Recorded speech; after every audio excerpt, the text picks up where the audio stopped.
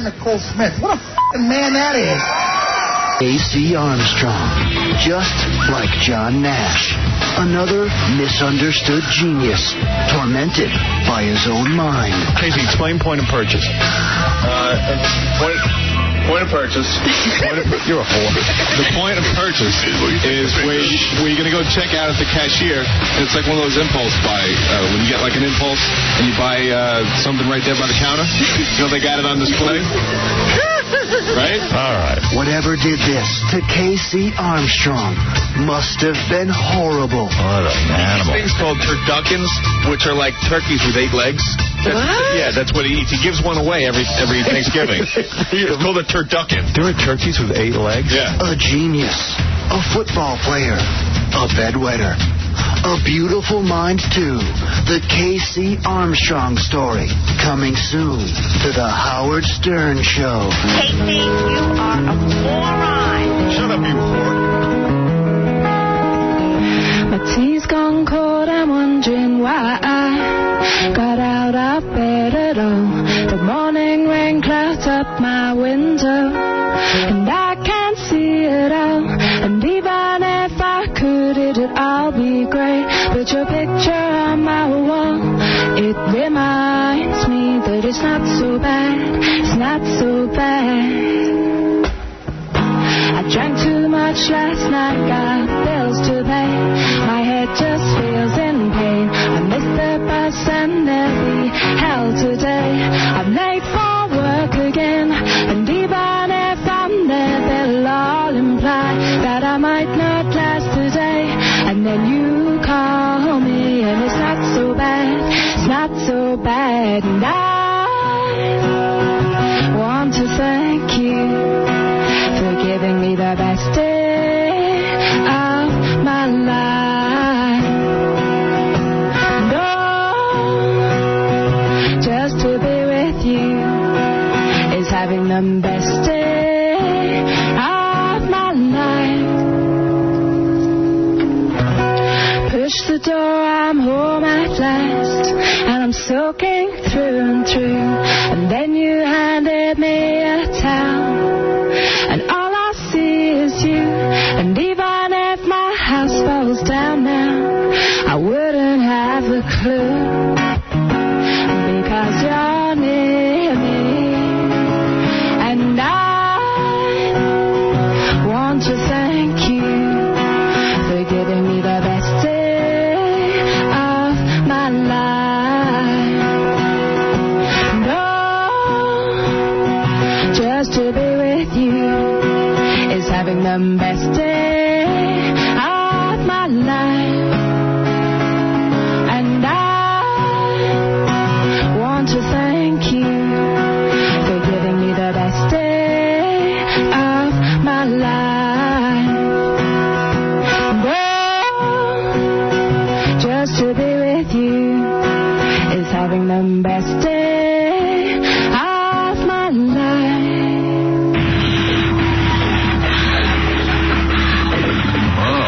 Oh, that was nice.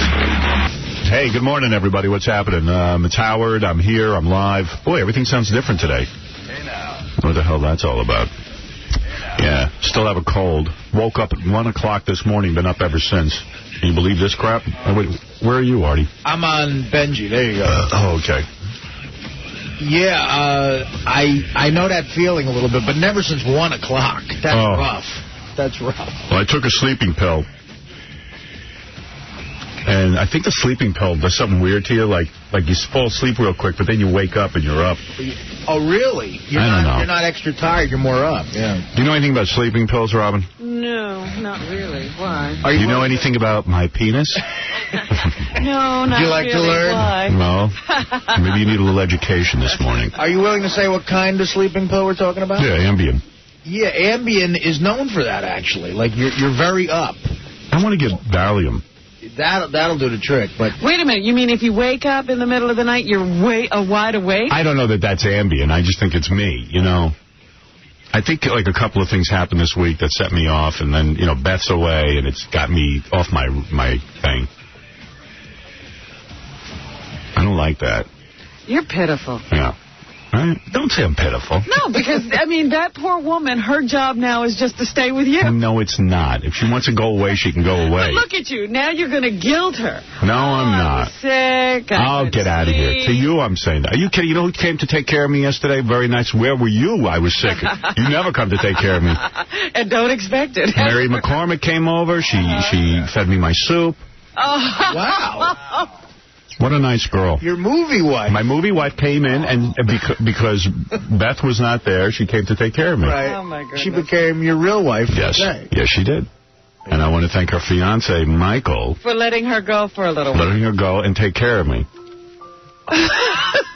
And where were you, Robin? I was enjoying myself. Nurse Robin. Yeah. I was actually looking at your picture of Mr. X and you at my dinner party with his knife to your throat. I'm not blowing that up big. I'm giving it to you. Oh, thank you. Yeah. No, actually, I was watching a horrible movie. What movie? The Hours. Why are they carrying on? They're giving all the awards. Would you go to the movies and see that? Yeah. Oy vey. What? That's your mistake. You got to rent that stuff and then watch it in 5-minute increments. Yeah, but I wanted to see what all the hoopla was about. You know, they're giving everybody awards. Meryl Streep, Nicole. Horrible? Oh, just. Why don't, you know, it would have been better to take a nap. It would have been more entertaining. What do you think of the new American Idol? I thought it was good. I thought it was good. Yeah. I think I'm a little bored with it, though, to be honest with you. Well, you know what, maybe I'll be bored once they get to those 10 people they finally pick for the finalists. Right. But watching those auditions of the bad ones who couldn't sing, yeah, that was great. I think I'm just bored with, I don't know. You two were swearing up and down you wouldn't watch it, but you're hooked in again. I'm not going to watch the rest of I didn't swear I wouldn't watch it. I told you I'd watch it. I did. Robin always makes these edicts. I tried not to. You know she's full of it. But you know what? If they keep it on Tuesday nights opposite Buffy, I won't be there. Oh, is that right? Yeah. Well, hey, you got a real problem. What's wrong with our lives? I know.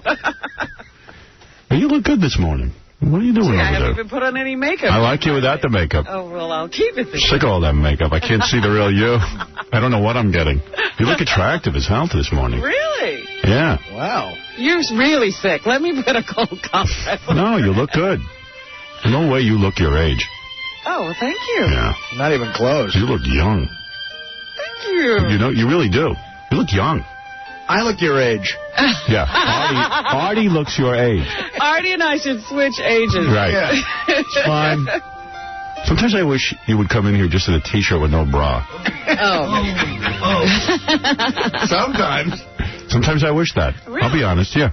I wish it. You never told me that in all these years. Sometimes I wish it. Yeah.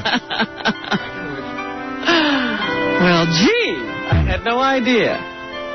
You know who looks all of our ages combined? Who? Evil Dave Letterman. Howard, how are you? How you doing, Dave? I'm pretty good. I just want to wish you folks a Happy New Year, and I just want to say that I have pictures of Jimmy Kimmel in bed with a 4-year-old, and I will be willing to destroy them if he takes that ridiculous late-night show he's planning to do off the schedule. Yeah, well, you must be envious because he's the new young guy. They're saying Jimmy Kimmel's the kid. Remember when you were the kid, Dave? Oh, yeah. That was many eons ago. Dave Letterman's with us. You look great, really. I was just joking. You don't look all of our combined ages. Oh, just mine and Robin's together. By the way, Howard, I'm sorry if I didn't call you on your birthday. I was sore from where Paul Schaefer used a strap-on on me. That bald little bastard, I want to tell you, he likes to get roughed, and my prostate is like a sponge now. Right. Hey, by the way, how are the reading lessons going? You sound great this morning. Pretty good. Good. Maybe he got the glasses fixed. He got the glasses fixed. Love having Evil Dave here. Dave Letterman, everybody, who really we call him Evil Dave here because he's crazy. He lets it all hang out. Yeah, but that Paul Schaefer dildo line was fabulous. Paul is, he inspires me, I'll tell you. Speaking of inspiration. Good. Why don't you save yourself a little bit? Rolling on through. Monologue is not necessary here. Don't, what they call, shoot your load. Yeah. Yeah. Well, I got a cold, but I'll be careful. Is Jim Belushi married? He was. Has he got a girlfriend or something? I remember him getting married, don't you? Beth was in L.A., said Belushi was acting like a real ass. He saw her, and he didn't know it was my girlfriend, but, oh, hitting on her big time. Oh, really? But like in a real... He's single again. I hope he is. His wife better hope he is. Yeah. She said he comes off like a real jerk. What does he do? Like, how does he goes, whoa, whoa, whoa, whoa, whoa, who are you? And he goes, wait a second, what are we doing? What are we going out tonight or what? Well, you know, and like somebody's just going to say yes. Yeah, oh yeah. Whoa, whoa, whoa, whoa, whoa, whoa, whoa. Who says yes? You know, like woo, woo, woo, woo, woo. Bonnie Lee Bakley says yes. Yeah. He does like Curly? Yeah. She's like, whoa, who are you? Whoa, hey, whoa. And it's like, calm down, Junior. Yeah. Yeah. It was pretty intense. Maybe he was kidding around. Let's hope. You know. Jim Belushi here. Got a show. Guess how much money I make. 3 words. Hey now. 3 words, according to Jim. Want to go out? Yeah. According to Jim, you're going out with me. The approach is a little intense. Yeah. I don't know. Maybe he was kidding around. I think he's married. I thought he was. I mean, it could be over. I don't know. I don't keep up with him that much. It's over now. I don't know if he's married or not. But should say he was good in bed. I remember, the last time I think he came up here, he had a woman with him. Yeah. No, I don't know. Maybe he was kidding around. I don't know. Yeah, he says that to everybody. Yeah, he did that to me. Well, these movie star types, sometimes you like to drive 2 cars, It's not just married. Hey, anybody watch Lord of the Anal Rings last night? No, I missed it. Were you up? I guess I wasn't up at that point. I was sleeping, thank God. Lord of the Anal Rings was on E! last night. I got to get a tape of that. That's your... Hey, it's your greatest thing. Yeah, it's my your greatest proudest moment of my life. Double A, you're on the air. Hey, what's going on, Howard? I checked it out last night. Good morning, Lord. How you doing? Good to see you, man. What's up, man? That show was awesome, dude. One question. How'd you concentrate? That girl was smoking. Wasn't her body awesome? Oh, my God, yeah. Wow. I wouldn't be able to concentrate on that.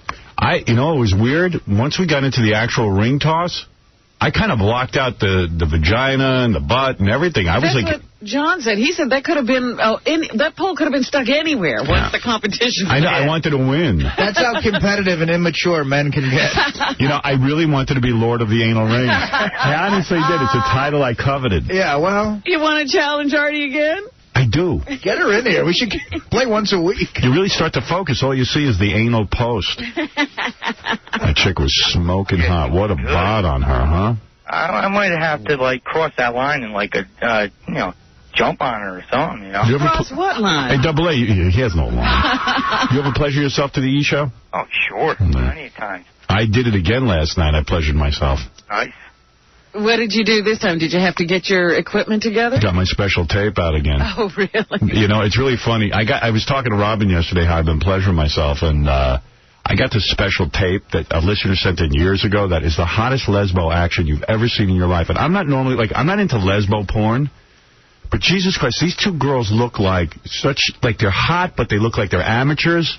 All right. And they're just hot together. I can't describe. It's called my special tape. And are they they're not novice lesbians. They know what they're doing. They know what they're doing, and it's weird. So, I started pleasuring myself to it, and the first night that I used the tape, I'd forgotten about this tape, but the first night I used it, they were in their shorts, but they'd taken their tops off, and that was it. I exploded.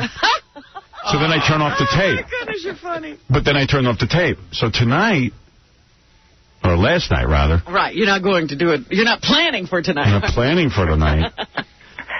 But last night, so I put it back on, and then their shorts came off, and they were kissing each other in very bad places. And I just lost it again. So how long does it take? Seconds? With this tape? I don't think I've ever lasted more than 2 minutes. No kidding. I'm not kidding. That's how hot this tape is. I got a copy. I defy you to watch this tape and be able to hold out. It'll actually save Artie money. Yeah. I've lasted a minute on covers of Glamour, so it doesn't really matter. This tape we got from a listener, and the guy talks over it the first 5 minutes, which is really annoying, but once he stops talking, it's fine. What, did you use it last night? No, but I have a whole way I use it. How do you use it? I just move it up in 5-minute increments so I don't keep repeating myself because I only need 5 minutes. Yeah. So I watch 5 minutes, and then I leave it where it is. I don't rewind. That's what I do. And then I just keep going. And then I get to a certain point, I rewind it to the beginning. Because you like those parts. But when I'm done, I rewind it to the beginning, and then I bring it farther right past where the guy finishes speaking. Right. So you're ready for a new 5 minutes. I'm ready for a new set of 5 minutes. Sammy, you're on the air. Yeah, Howard. Hey, brother. How are you, pal? Listen, what's up with you and Beth? I mean, you've been crying about her being away. You got to take care of yourself and try not to curse here. But, you know, you're complaining too much about it now. I mean, are you going to marry her or what? No, I'm not getting married, but the fact is that you might as well. She was away for a week, and rather than cheat on her, I whacked it. Why is that bad to say? No, I think he's saying that you've just been complaining that she's been gone in general. Well, yeah, I love being with her. Of course I'd be sad. Rather than cheat on her, I whacked it. Of course. Oh, you're nuts. That's not what you're up to at all. Stop lying. No. What am I up to? Tell me. I forgot. You got a dog first. That's another thing. I mean, this broad, you're definitely going to marry her. And nothing wrong with it. She's pretty. You're right, Robin. He is married already. I'm not married. Howard, the only thing... Yes, you are, in everything but paper. I'm faithful to her, if that's what you're asking, yeah. Hey, a lot of men aren't faithful today. I'm married and I'm unfaithful, but... Well, if I was married... Do what you got to do. If I was you and I was married, I'd be unfaithful, too. That's why I don't want me to say that. I don't even want to be married. Well, you keep talking like you're living with her, and I know you never talked about Allison like this. You never went on vacation with her. Never bragged about things with her. Went on vacation with Allison. I said you never bragged about it. Well, hey, you know what? What are you laughing about? Am I hitting a soft spot, Howard? I don't want to get you're not hitting a soft spot. I'm saying that's just not accurate. You don't know about my life. I don't. And I don't hang out with you, but I hear you on the radio every morning. And all I keep hearing now is bet this and bet that. You don't hear bet. As soon as I mention her, you're like, I talk about her all the time. You know what? I haven't talked about her in months and ages. Because she's been at home. You haven't been talking about her for the last 2-3 days? I said she's gone, and I started my masturbation program. How am I supposed to lead into that without telling you that she left?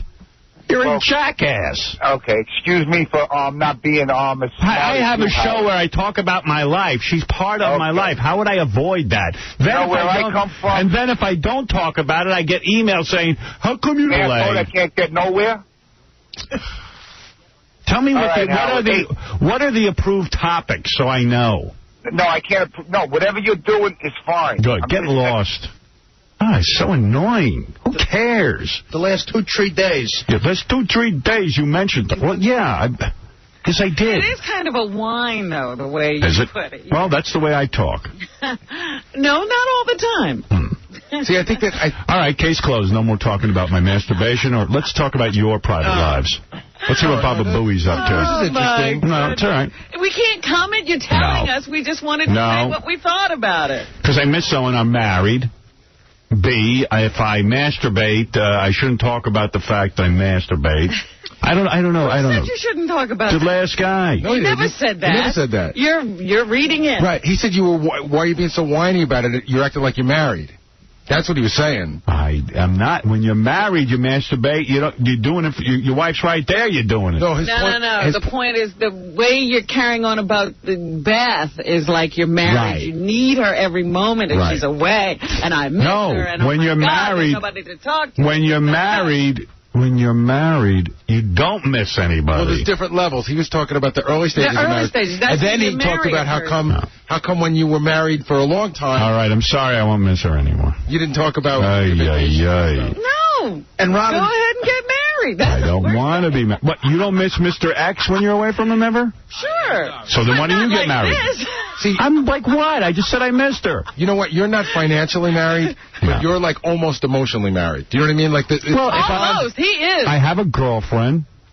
Well, it's more than that. I have a girlfriend. What do you mean it's more than that? I can't even sleep. I couldn't sleep because something's going on in my personal life that actually upset me. And you mentioned, and one of the things... I said to you I had some stresses going on. And one of the and I said it would have been nice if Beth was there. No, you said one of the stresses was that Beth was gone. Not that was the stress, but you mentioned that was one of the stresses. Why is this so terrible to say that I was under stress? Oh, here you go. Why would you put me down for that? Why is that you're married if you're under stress? You were saying you couldn't sleep because Beth is not there. No, it wasn't because Beth was gone. I have some other things going on that have been difficult this week. Very difficult. Okay, but when you first mentioned it... And I said it would have been nice to have someone to talk to about it. That's not what you said. Well, I'm not going to go into the details. Because Beth is not there. Right. Well, because I need someone to talk to. One of the most sensitive things you can say to a woman is, rather than cheat on you, I whacked it. Yes, and I told her that. And I told Beth that. Hallmark is good. We want a medal. Because even Beth said to me, why are you whacking it so much? I said, what do you want me to do, go out and get laid?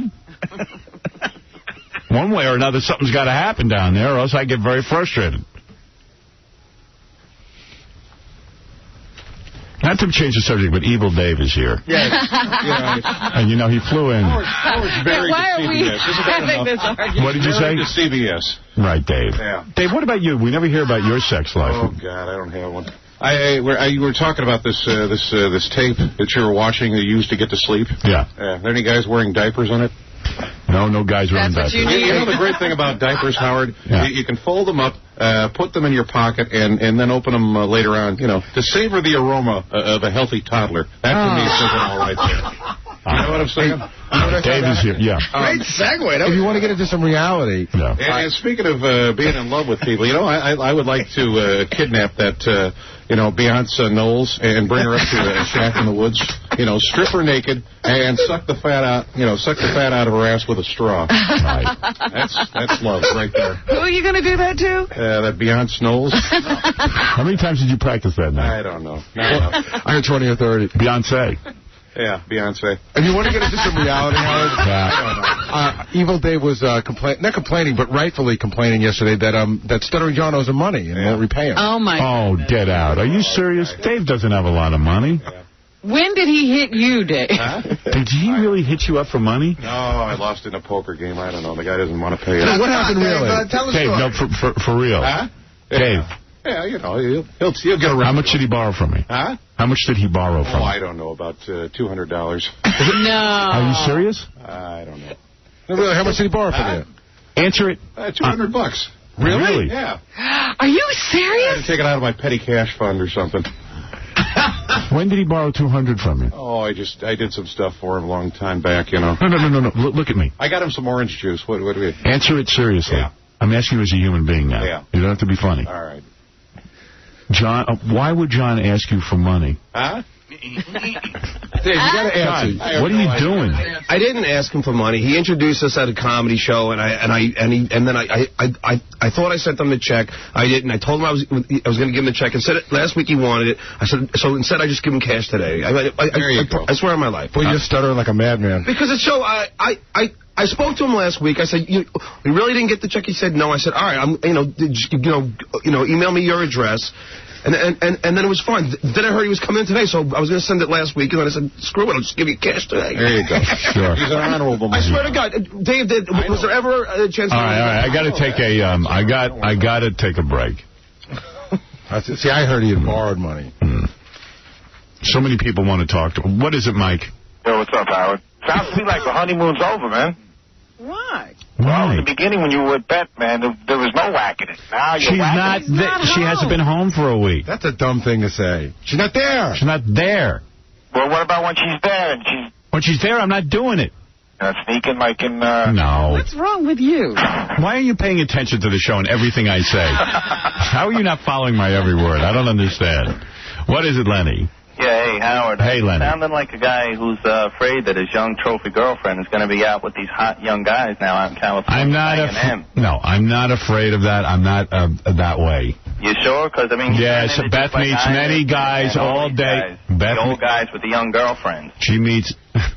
You can't even talk to these people. No. She meets many guys here in New York. If she wants to cheat, she could cheat on me anytime. I know. Well, you know she's a gold digger, right? You know, she's like a 100-pound lighter Anna Nicole Smith. She's only into you for your money, Howard. You know that. I mean, if you were like Ronnie, you know, collecting tires and driving limos, she wouldn't be into you. I think if I was a guy who collected tires and drove limos, she probably wouldn't be into me. You're right. Absolutely. But I don't know that she's into me for my money. I think she likes me. She could have plenty of guys with money who are very good-looking guys. Yeah, well, she's probably banging right now. Hey, if Mr. X fights John, is he going to be wearing a mask? Mr. X will not wear a mask. He will wear headgear, but not a mask if he fights John. Okay, F Jackie. All right. By the way, did you see your picture in one of the tabloids? No, is it horrible? No, it was one of those things. You were running. No. And I wanted to know when it was, because if you're running in those shorts at this time of the year... No, I'm not. No wonder you have a cold. What tabloid is that? Don't even promote that. I don't even want to know. All right, I'll tell you off the air. All right. But they did one of those things where, who is this? You know, because they have you from behind. It looked real attractive. And then you turn a few pages to find out it's you. Big mess. I saw you jogging the tabloids. All right, I got to take a break. We'll be back right after these words. We have so much going on. Dave is going to be sitting in. Some women are going to be evaluated. We're going to find out if some of these women are hot. If they're hot or not. Okay. Yeah. Jim Florentine coming by, too. Kathy Griffin's calling in. I'm curious just to see why she won't come on with Stephen Baldwin. Yeah, I've never seen her shrink from anything. Yeah, well, she's shrinking. Howard, by the way, what time does the boy evolution start? What does that mean, boy evolution? No idea. I have no idea. What time does the boy evolution start? Yeah. Is this the evaluation starts? Oh, the boy evaluation. Yeah. Oh, By the way, Howard, can you put me in touch with these people who just cloned a baby? I have one of Susan Sarandon's hairs, and I want to, clone her boobs and vagina. I don't want the rest of her. Who wants to hear her yapping nonstop about war in Iraq? I just want the booty tang. That's all I want. What about the boy evolution? I want to go back to that. All right, listen, we got to take a break, and we'll be back right after these words. You're on with Hulk. Hogan, wow, it's an honor. How you doing, my friend? All right, how are you? Great, man. Can't wait to see you in Philadelphia. Yeah, I can't wait to see you when you come to Philadelphia. Brother, who makes the Spectrum rock and roll better than anybody? Hulk Hogan. What's running wild in the Philadelphia Spectrum? Hulk Hogan. Who's got the largest arms in the world, brother? Hulk Hogan. And when he gets his chance, who's going to beat Ric Flair right in the center of the ring for the World Heavyweight title? Howard Stern? Howard Stern. If I had my handcuffs on, if somebody put handcuffs on me and tied my legs together and blindfolded me, I could beat Howard Stern. It's Howard Stern time. It's Howard Stern time. It's Howard Stern time. It's Howard Stern time.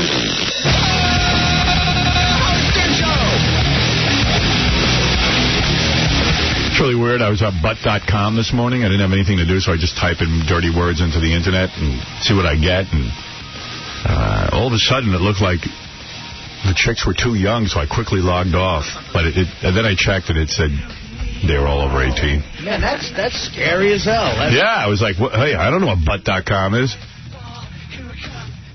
But they looked young. You'll wind up like Pete Townsend. Yeah, I typed in a few innocent words. And nobody's going to say, I can't believe it when it happens to you. At least I don't download porn. I'm smart enough not to give anybody my credit card for porn. Yeah, that's crazy. I can't imagine when they process those cards, there's honest people involved. Yeah. In porn.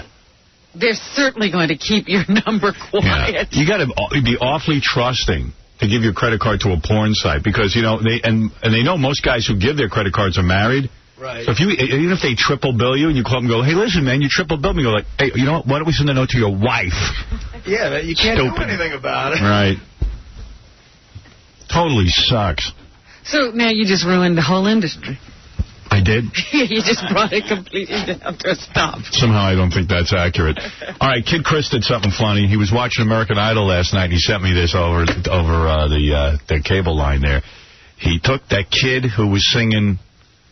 what's the name of the song, Freddie, the kid was singing? Was it a Temptation something? Yeah, My Girl. Remember yes, I remember the My Girl kid. Remember the guy singing My Girl all off key, and he thought he was so good? Yeah.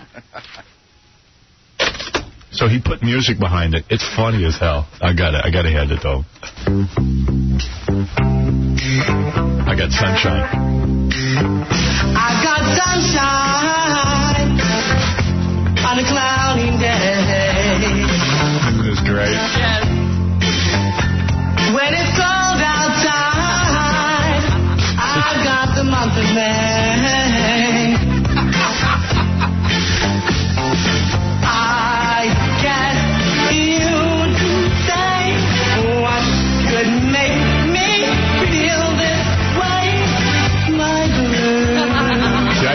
this.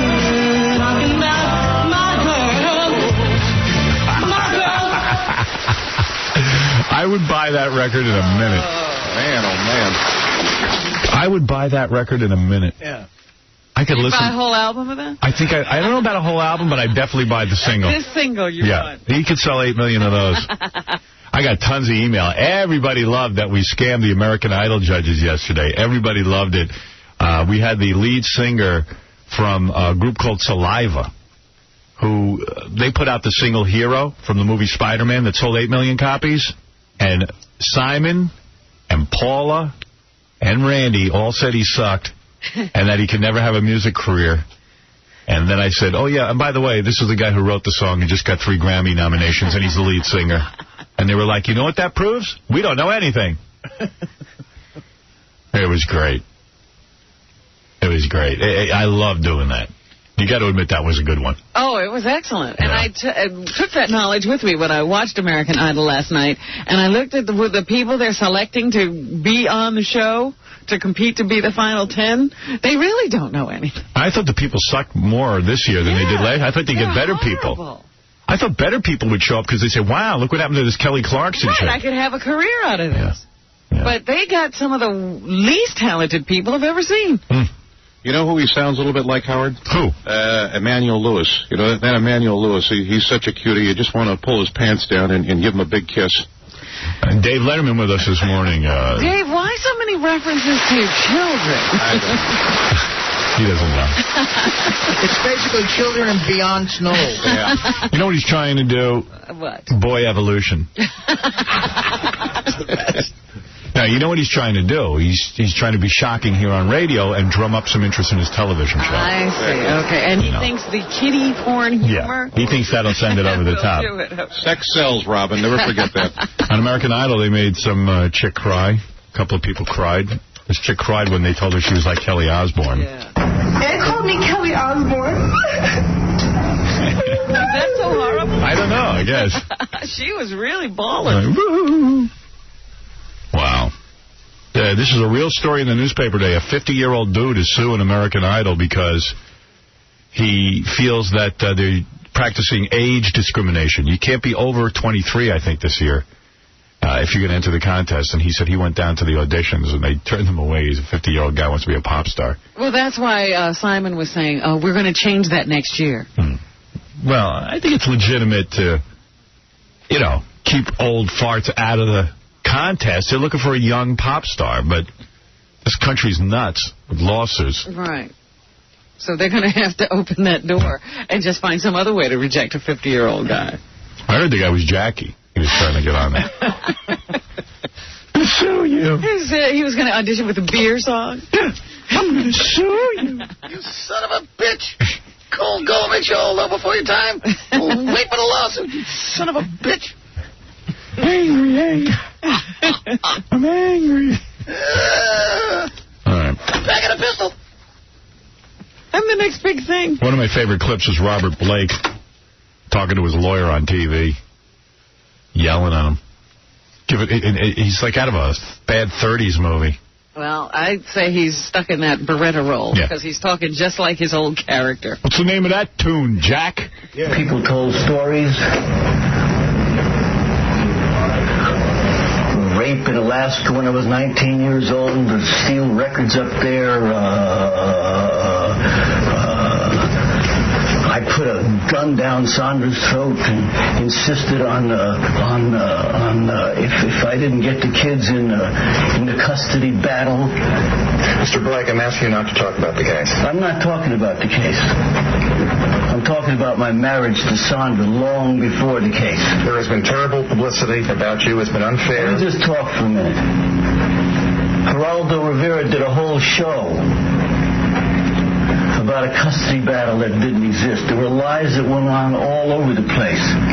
In the TV guide, look, when he was doing Helltown, this is a girl that he raped when he was doing Hell, and I was quiet. I did what I was supposed to do. I didn't talk. Shut up, shut up. Then I was locked up. Wow. Nice. He's the best. True Beretta fashion. I wish I had that tape of him really freaking out. Right. I don't know what to do with that one. Hey, guys, what do we do with that? Robert Blake. I could listen to him all day. I wish we could interview him. He's giving himself to Barbara Walters, I think. He's doing the smart thing, though. Like, he's talking about this was a lie, but nothing to do with anything. Right. You know. What really happened there? This one's lying, that one's lying. Forget about it. Tell me how it went. Yeah. We got that tape offhand? I mean, don't go through a whole big search. All right, forget it. Oh, wait, here I go. I just found it. Robert Blake. I don't think I'm going to make it. I think I'm going to go down. I think I'm going to fall. Good. Save us the money of a trial. I don't wind up in County General with somebody sawing my chest open to keep me alive. Mr. Blake, don't say anything else. I'm ordering you to make no more statements. I want to know if you can live with the fact that when they wheel me out of your feet first with a tag on my toe, that you can say you did the right thing, that 15 years from now when Rosie's talking, you can say, yes, I'm sorry the old cowboy couldn't make the ride, but I made the right decision. Can you imagine him being your client? He won't listen to anything they say. No. He knows better. But doesn't he know the O.J. trial? O.J. even knew to keep his mouth shut. He didn't watch O.J., I don't think.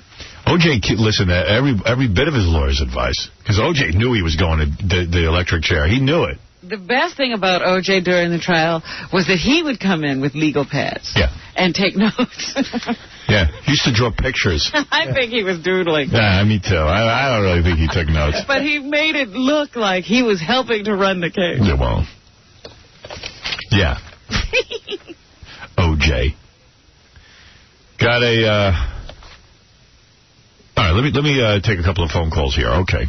And then, Daniel Carver hotline message. I got a new one. A hotline? Well, I checked it because I figured for Martin Luther King Day he would have had a new one. Yes. Wake up, white people. I thought he would have had a new sort of message on there for Martin Luther King Day, but he didn't. Not a special message? No, I don't think so.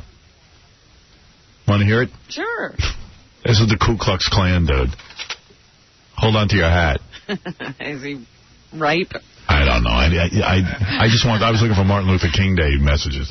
Wake up, white people. This is Daniel Carver. White people, why every time nigger leaders get offended at something a white man says, why does the white man always start apologizing for what they've said and start begging the filthy, stinking niggers for forgiveness?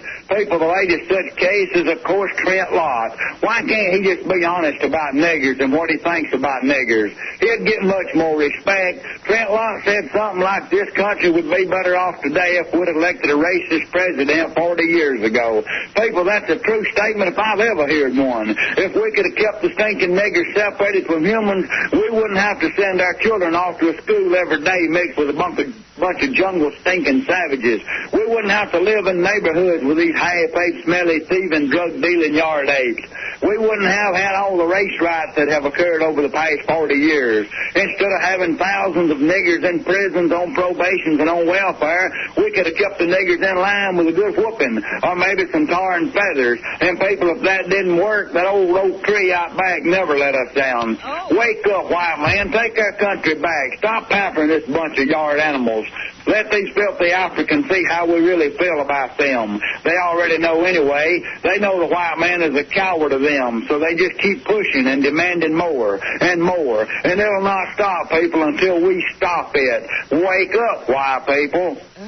Wow. See, no Martin Luther King references. No, he's still stuck on Trent Lott. He's all upset about that. Yeah, I mean, I was very disappointed in that message. Usually there is a Martin Luther King Day message. You know, Howard, we ought to fix this guy up with Diana Ross.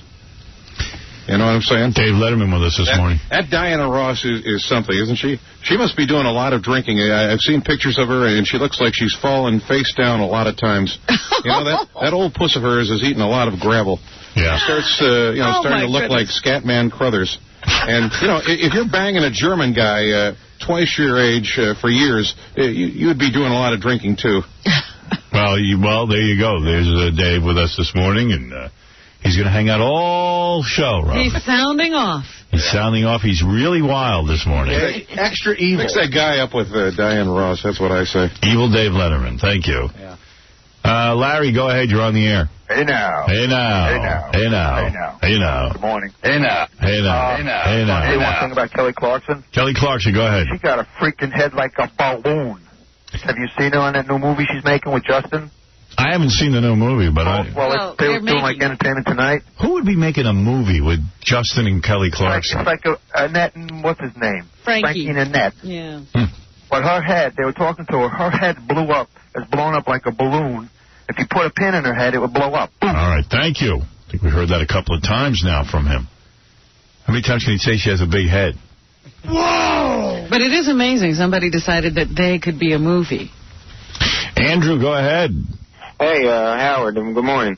I wanted to know, did you know, are you still friends with Rob Zombie, and do you know his movie coming out soon? I consider Rob Zombie my friend. I haven't seen him since the summer, and I'll tell you what, I try to call him on his birthday because he has the same birthday as mine. And I like Rob a lot. Like his, I think he's married now to Sherry. And did they get married? I wasn't sure if it went off. I think they did, but yeah, I called him to congratulate him about that and then to say happy birthday. And both the numbers I have for him are no longer his numbers, so I didn't have any way of getting in touch with him. That's cool. You gonna help him promote his movie? It's coming out in March. What's the movie? His House of 1,000 Corpses. He's got a distributor. Oh, sure. I mean, if he wants to come on and promote it, I'd be very happy to. I like Rob. Rob's a good dude. Do you think something happened because you've lost contact and... No, I don't think anything bad happened. I just your think... wedding invitation was rescinded. I know, but I think that... No, I think Rob has good feelings about me. I have good feelings about him, and everything's kosher. I just don't think we ever updated phone numbers and stuff. Yeah, but what happened with the wedding invitation? He invited me, then I got a notice saying, don't hold that date anymore, like we're not getting married, and then evidently I was re-invited, but after I said on the air I hadn't been re-invited. Right, that's what I'm asking you. What does that mean? I don't know. You know, I don't know. I'm telling you, I think we're on very good terms. I mean, I like the guy. And I know I just wanted to tell you that because I remember you had that show on where you was on, you were like, release the damn movie yourself. Yeah. You was having distributing problems with it. Okay, thanks. All right. Yeah, who the hell knows? Rob's just a super talented dude. He makes good music. That's all I know. I don't know what he does now. I don't know if now he's a movie director or whatever the hell he is. You know. I think he dabbles in everything. Right. All right, we want a Mr. Skin update before commercial? Why not? All right. Catch up with everybody. Let's catch up. Here we go. Mr. Skin. I'm just trying to get to a bunch of this stuff that I've been sitting on for like months. Mr. Skin. This is, he's got a great website, this guy. Anytime you want to see nude pictures from movies of famous chicks, he's got them all. He's totally focused. He never strays. He can tell you where these things are. Here's his latest report. This is Mr. Skin from MrSkin.com with all the skinfo from the latest movies. If you're looking for new release celeb nudity this week, don't go to the theater. Go to the video store. The Good Girl came out on DVD last week. It's a chick flick, but Jennifer Aniston shows her two friends for the first time in her career during a... No. I didn't... You know, I saw that movie and I don't remember that. I watched the movie. It's like a side view while she's getting banged. I mean, you sort of see them, but don't get too excited. All right, because I didn't think that was the case. Sex scene with Jake Gyllenhaal. As he lifts up off her, you get a nice look at her central perkies. Also on DVD, for the first time, the 1984 flick The Woman in Red, starring the gorgeous Kelly LeBrock. The film's only rated PG-13, but an hour and 15 minutes in, you get a great view of Kelly's charcoal choochie as she gets out of bed. Charcoal what? Chooch? Choochie. Choochie? Yeah. That's kind of gay calling it a choochie. He is, you know, like he just really creeped me out when he said when the guy rolls off of her, you can get a look. It's like he's just peering and squinting and looking everywhere in these films to try to find nudity. Yeah, well, you should be creeped out about every guy then. Get out of You've here. all seen that Miller Lite commercial where the two babes with huge cans wrestle. The breast with the brunette head is Katana Baker, who you can see much more of in the movie Model Solution. In the movie, she gets totally naked, has hot lesbo action, and even bends over to give us a great rear view of her Anheuser-Busch. Who wouldn't want to watch that? I'm Mr. Skin from MrSkin.com. Fast forwarding to the good parts. I love when he smiles at the end and goes, after he talks about her seeing her Anheuser-Busch, he goes, I'm Mr. Skin. Just a nice guy. I'm just a regular guy. Actually, that guy. That was real valuable information because I'm going to get that Model Solution immediately. Me too. What is Model Solution? I don't know, but I love those two Anheuser-Busch chicks. Right. Can you believe they got that on TV with the two chicks wrestling in their bras and ripping their clothes off? Everybody's talking about it. You know, they were talking about how many times. It did run a lot on Sunday. Yeah. They ran it like every commercial break. But kids watch with their fathers and stuff. I don't know how they got that on the air. I'm surprised the network allowed that. You know, Howard, I heard that Ashton Kutcher has an enormous and beautiful penis. Wait a minute, did I say that out loud? Yeah, pay no attention to me. All right, that was perfect interruption, by the way. I wasn't on a topic. Dave Letterman was it. Ashton Kutcher. Yeah. When he has a thought, he just has to spew. Here, he's going to put up Aniston's breast if you want it. Jennifer Aniston's breast, ladies and gentlemen. Let me see that. Oh, Jesus Christ. Well, you do see it. No, yeah. I mean, that's what I'm saying. He found the oh, yeah, that's nice. The sweet spot, if you will. He sure did. He freeze framed. Good old Mr. Skin. Wow. That looks all right. I could whack to that. Yeah. She got a nice boobie, and it's real. I don't think she has implants. Oh, come on. Do you think that's real? Oh, do you think those are implants? Yeah. Gee, I'm so naive. I got to see how many minutes in it is, because I'm not sitting through the rest of this dreck. Right. Yeah, I have no interest in seeing that movie. Get the Anheuser-Busch girl on screen. Never mind Jennifer Aniston. Well, those two girls now, they're going to become famous. They were actually listing their names in the paper the other day. I want to see their Anheuser-Busch from behind. Let's get them in to play the gossip game. They're going to be big. Yeah, they're probably too big now. Isn't that terrible? We can't get them. Yeah. It's a hot commercial, though. I was shocked when I first saw it. But that brunette. Do you know what the beer is? Anheuser-Busch. No, it's Miller Lite. Is it? I was asking Howard. Oh, well. She was making the point that despite the fact that you like the commercial, you don't know what it's for. Right. Yeah, with, not general knowledge of beer like you, Artie, he probably missed the product. But then again, I'm not a beer drinker, so... Well, that's what I'm saying. Average people aren't getting what beer it is. Right. You know, it's funny, Robin saying, let's get those girls before they become famous. Remember the Super Bowl a couple of years ago, that Allie Landry ad? Yeah. And you raved about it the next day. So they called us and said they wanted to have her on the show. 3 days later, I couldn't get her. Yeah. I haven't been able to get her since. That's amazing. I can't get Allie Landry. With the Doritos girl? Yeah.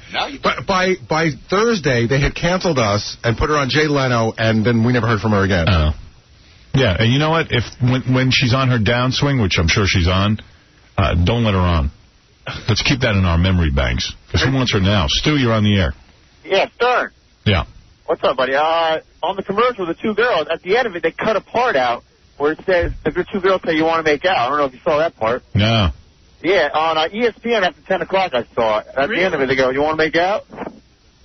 Wow. Cool. Yeah, I got to get the uncut version. Nick, you're on the air. Commercials are being Hi, Howard. cut and uncut. Yeah. I'm just calling about the protest in all over the world over the past weekend. The war protest? You know what I hated? These celebrities who are against the war. Like, shut up. I mean, you dudes don't know a goddamn thing. You're living the luxurious lifestyle. Of course you don't want to go to war. Yeah, of course. You've got it made. I mean, imagine Sean Penn and George Clooney now went on Charlie Rose and started ranting about the president. Yeah, and you know what? George is a handsome guy with very little brain. He knows how to pick up women. Yeah, that he's good at. I mean, for him to come out against the war, and you know what? None of them have a solution. None of them remember 9/11, where 2 friggin' towers and 2,000 people died. That's what I'm trying to understand, that all this stuff is going on. It's like, everybody's forgotten about it. And then Saddam Hussein is talking about he's trying to be good, and he killed his own people. Like, where is everybody thinking in the United States? I'm from Canada, and we're all wussies up here. But without you guys, Canada would be attacked by anybody. I know. And Canada would be Nazi-dominated if it wasn't for the United States. And you know what? Right. President Bush is right. He's just getting a lot of pressure from these so-called celebrities. Nobody's listening to them. So, George Bush, please don't think that you have to pay attention. And, we're not done with this Al-Qaeda network, and we're not done with Afghanistan. We still have to keep our eye on that problem. We have to go into Pakistan and hunt down Osama bin Laden. Those dopes are they don't realize these aren't people you can talk to. Right. Of course we talk to them if they were talkable. Yeah.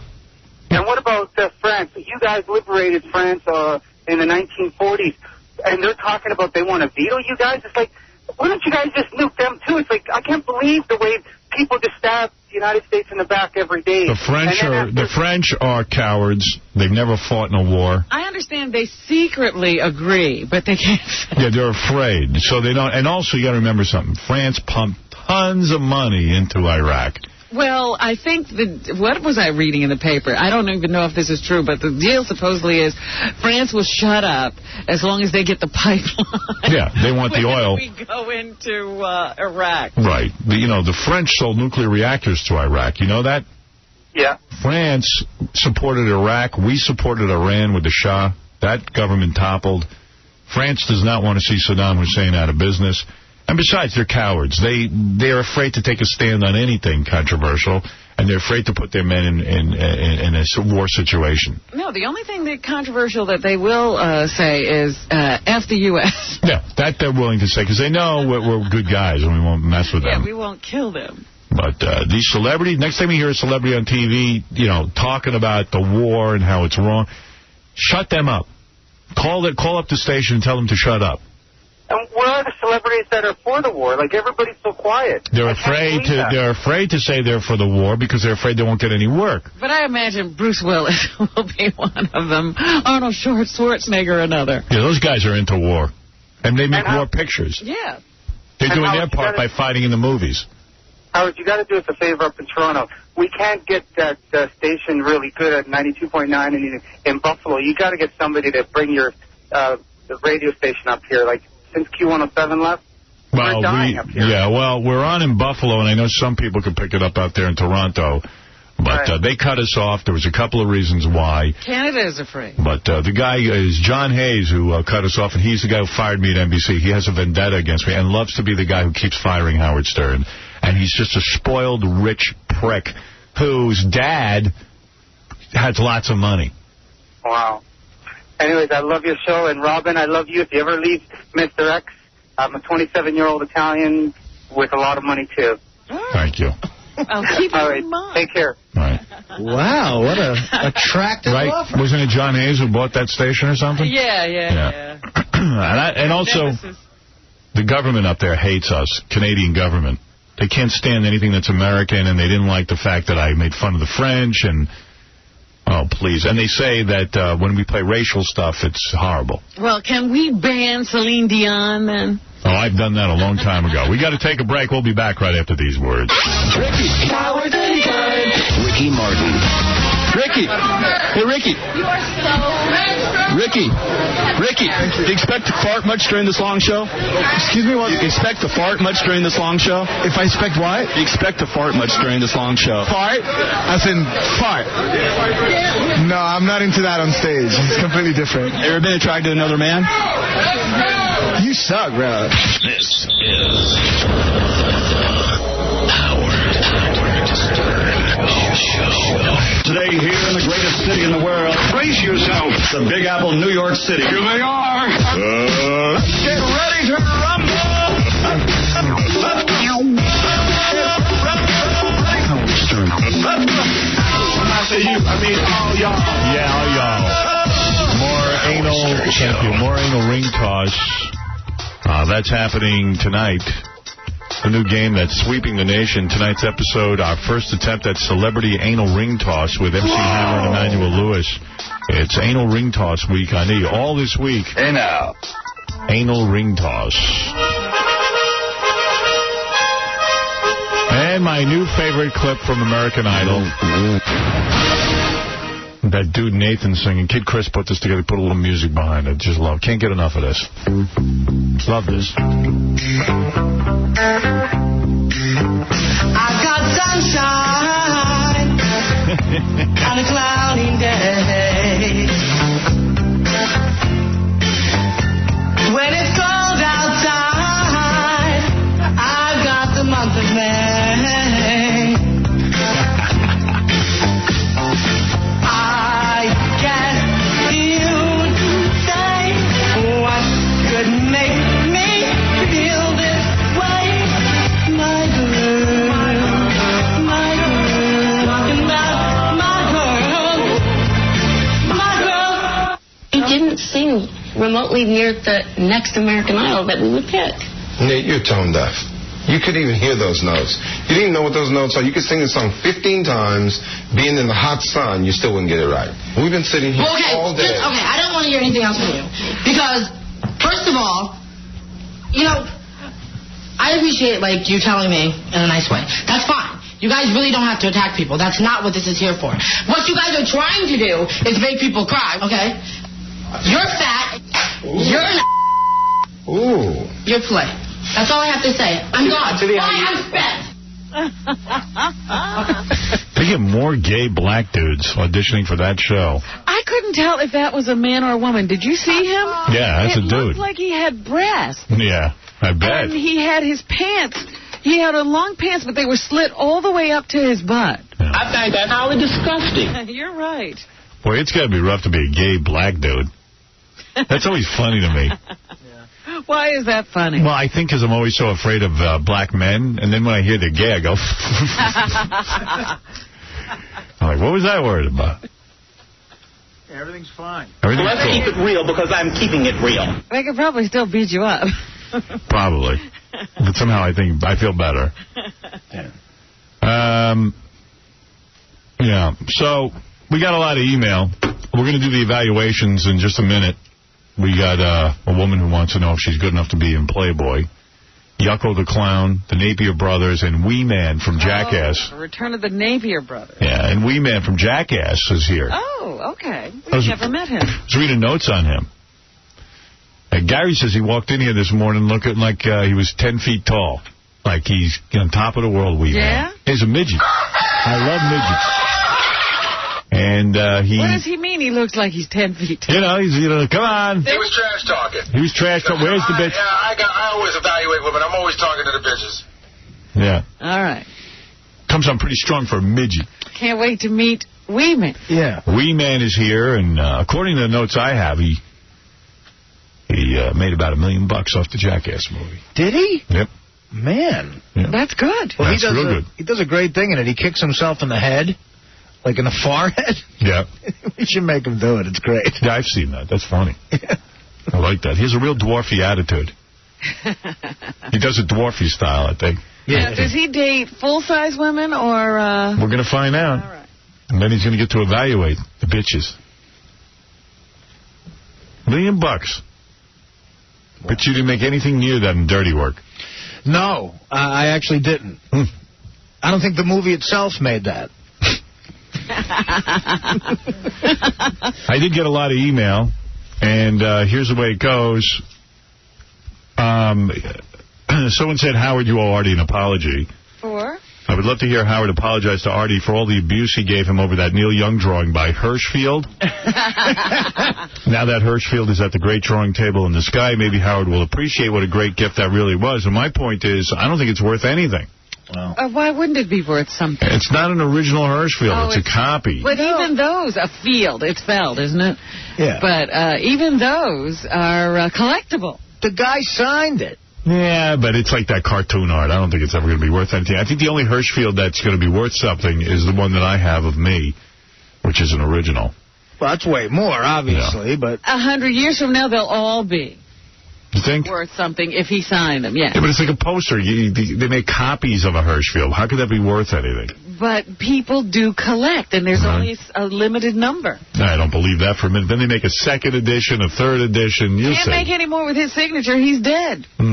I don't know that that's his signature. I wish he'd just given me the money instead. What'd you pay for that? I don't know. Come on, what'd you pay? $250? $1,200. Really? Whoa. Yeah. Are you serious? Yeah. But wow. framed. The frame was worth more. No. Well, it was $1,200. Really? Good. You sure were, buddy. Man. Of course it's worth something. Dave's right. You were framed. You were framed, buddy. That's it. All right. Here's a whole bunch of email. Says. This is on Lara Flynn Boyle, because I said I thought she was hot in that little pink tutu. Right. And everybody disagreed. Lara Flynn Boyle can easily be diagnosed with anorexia nervosa. Anorexia is the holding back of food.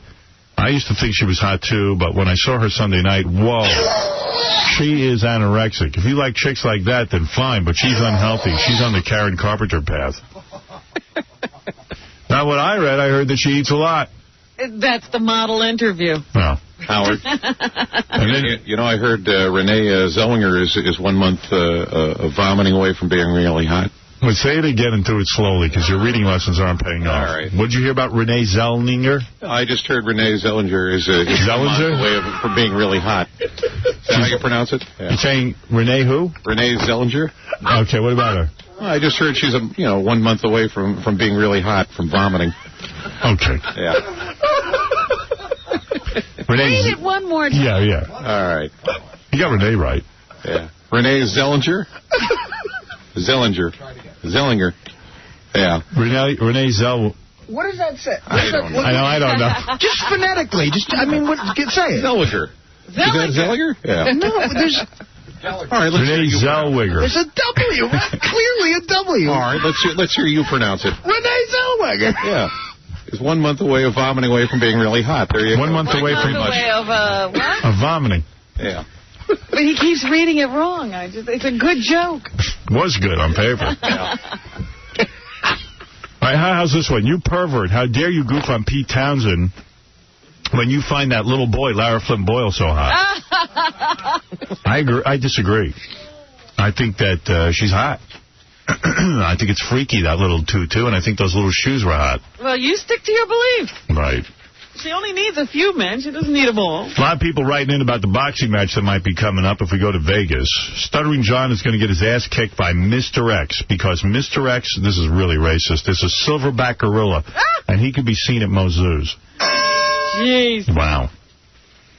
You people ought to be proud of yourselves. Everybody loved the American Idol hoax. We had in the 3 judges from American Idol, and then, you know what we did? We took the lead singer from Saliva, had him audition for them, and they all told him he sucked. Meanwhile, the guy just sold 8 million records. Yeah, and has an American Music Award and 3 Grammy nominations. They told him he couldn't have a career. Nice move having that guy from Saliva audition for the American Idol judges. Here's another one. It was sheer brilliance on your part when you had Josie Scott from Saliva impersonate a struggling singer and had him sing Hero, a song that he wrote and sang and sold 8 million copies of. It just goes to prove that the 3 judges are clueless. And it does. Here's a guy who said he hated Martin Luther King Day. He says, my father-in-law from Tennessee calls it James Earl Ray Day. So there's a lot of people angry about Martin Luther King Day. A lot of people wrote us, and said they love Dave Chappelle. Oh, good. And there was a write-up of his TV show in the paper, 3.5 stars out of 4. Wow. Yeah. It comes out tonight, right? That's right. What else? A lot of people are glad Artie's not in therapy anymore. I can't believe it was that quick. I think he's lying. No. You know, something just doesn't connect with you. You know, it just didn't. Says, Artie, don't listen to the shrink. Just keep powdering your nose and everything will work out. You'll lose weight. You'll feel better about your life. And this one, thank God Artie has given up on therapy. It's absolutely worthless and completely unnecessary. I, a non-professional, can analyze Artie right now. Artie is a deeply depressed person who covers up his depression with food, booze, drugs, whores, and comedy. I think that's right on. All right. Yeah. Save me a few grand. Now for the good news, we are all deeply depressed individuals who use booze, whores, drugs, and many other things. This makes him a regular guy. Now go to a bar, have a few drinks, bang that girl who is way too hot for you, and is using you for your money and limited fame. Oh. You know, Howard? Believe me, after 20 Jack and Cokes, 5 slices of pizza, and 1 romp in the sack, you'll feel better. Yes, Dave Letterman. You know, I think I might be suffering from postmortem depression, because every time I see a baby, I want to kill it. Yeah. Okay. Can we go back to Renee Zellweger? I was just trying to cheer you up, buddy. Thank you. Okay. Make you feel good about yourself. Half the people love Nancy O'Dell on the show, the woman from Access Hollywood. The other half hated her. One says, thanks for having Nancy O'Dell on. It would be great if she'd do a weekly or bi-weekly entertainment report. She was very interesting and entertaining and seemed to get along with Howard well. And the other people said, your interview with the Access Hollywood chick was the worst interview you've ever done. How boring. Barbara Walters would have done a better job. Well, you can't win them all, Robin. I don't think Barbara Walters would have done a better job. I resent that statement. Yeah, I don't think Barbara Walters would have asked her if she shaved completely and was into anal. Yeah. You know? Don't insult me. What can I tell you? Yeah, go ahead, Aaron, you're on the air. Yeah, this is Adam speaking out of Washington, D.C. How you doing, sir? Hey, gotta tell you something, man. Yesterday you were talking to Miss Abdul about whether or not she went downstairs with other women. You got to see the way this girl looks at other female contestants, man. She's got to be eating the bush, man. Come on. All right, thank you for the call. No problem. Here's a guy who believes Paula Abdul is a lesbian. I don't know why he would say that. He thinks he sees something when she looks at the female contestant. Yeah. He's seeing something I'm not seeing. Speaking of music, and then we got to get to the evaluations and get all our judges in, because that's always fun. Tomorrow, Beetlejuice, by the way, and the tattoo guys will be here, too. The guys who have many bad celebrity autographs tattooed on them. Oh, yes, and they want ours. They want our bad celebrity autograph. In music, people like to know this stuff. Yeah, what is the top 5? You really care? Yeah, I do. I wonder what's going on. I hope it's changed. You like this feature? Yeah. All right. Here we go.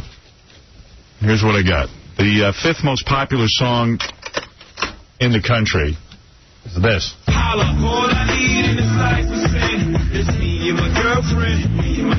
You know who that is? Jay-Z.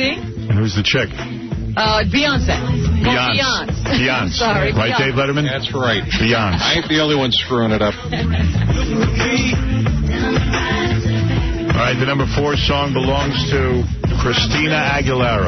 I'm a pedophile. I get word when a youngster walks on by. I'm a pedophile. Hey, little fella, how are you? I'm a pedophile. Hey, little man, come sit on my lap again. I'm a pedophile. I'll change diapers for you. I get a tingle in my member when I see Timmy playing on his swing. Yeah. Looking sexy, running through the sprinkler. Wow. Nice song. Come lay down and watch SpongeBob with me. SpongeBob. SpongeBob SquarePants. I'm a pedophile. All right, thank you. Now, the real number 3 song, that was not Pete Townsend, by the way. Lest anyone think I was serious. This is Air Force One's, and it's Nelly, I guess.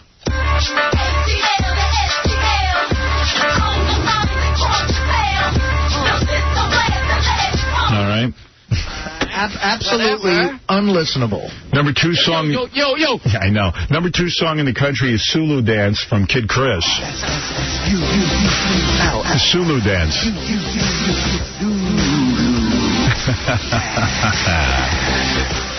You can dance like Zulu and shake your little behind.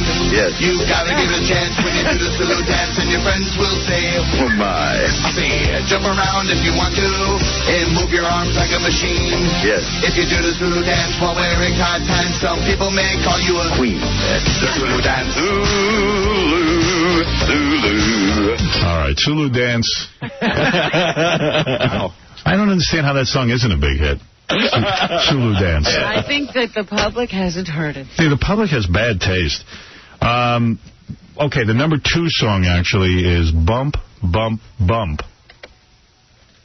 By Hook. The number 1 song is Eminem again. He comes... It's too much. It's very emotional. Yeah, okay. Yeah. Get over it. If he comes back and the fame is gone, he'll lose it completely.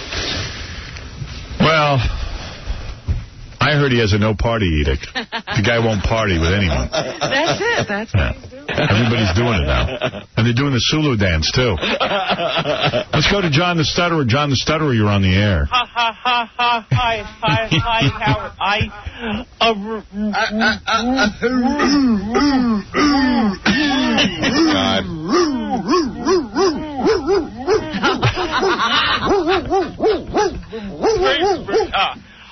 Okay, Howard. Put him on Jimmy Kimmel right now. I originally to call for something else, Howard. And see, if I was Jimmy Kimmel, I'd put him on every night as my sidekick.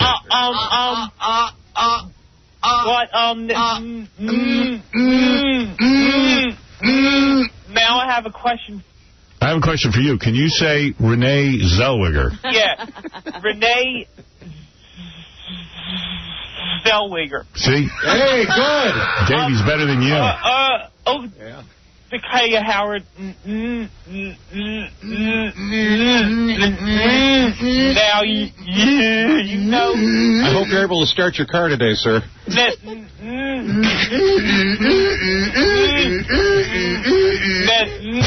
Pretty cold out today, I know that. Now, Howard. Now, you didn't know that I love you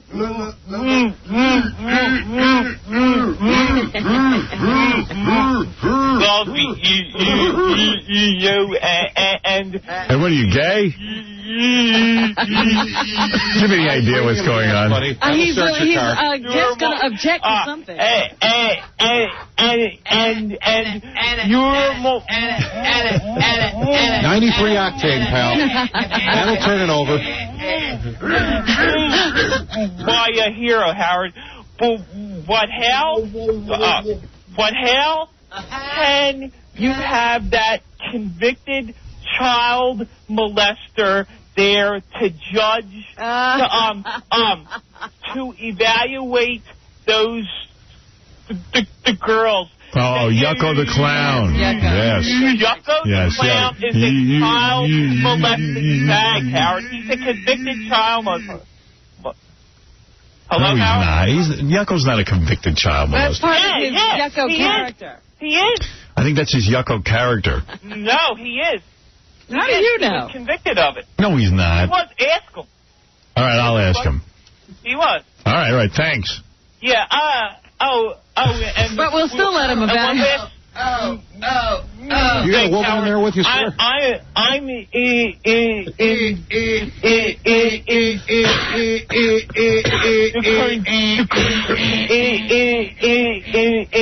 incredibly Preston lonely, and I was... I gotta go. That's the worst thing you could do. Can I sit in for sometime soon, maybe? All right, thank you. Howard, can I? Yes, soon. Okay, thank you. Very, very soon. Yes, Evil Dave. You don't have to worry about the 4-second delay with this guy. I'll tell you that right now. All right, Evil Dave. Howard,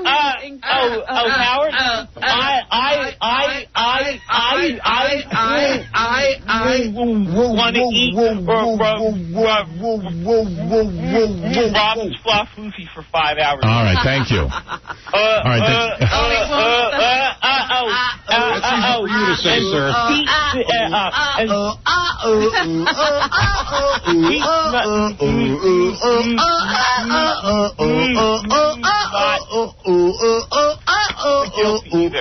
Who? What? I said, heat not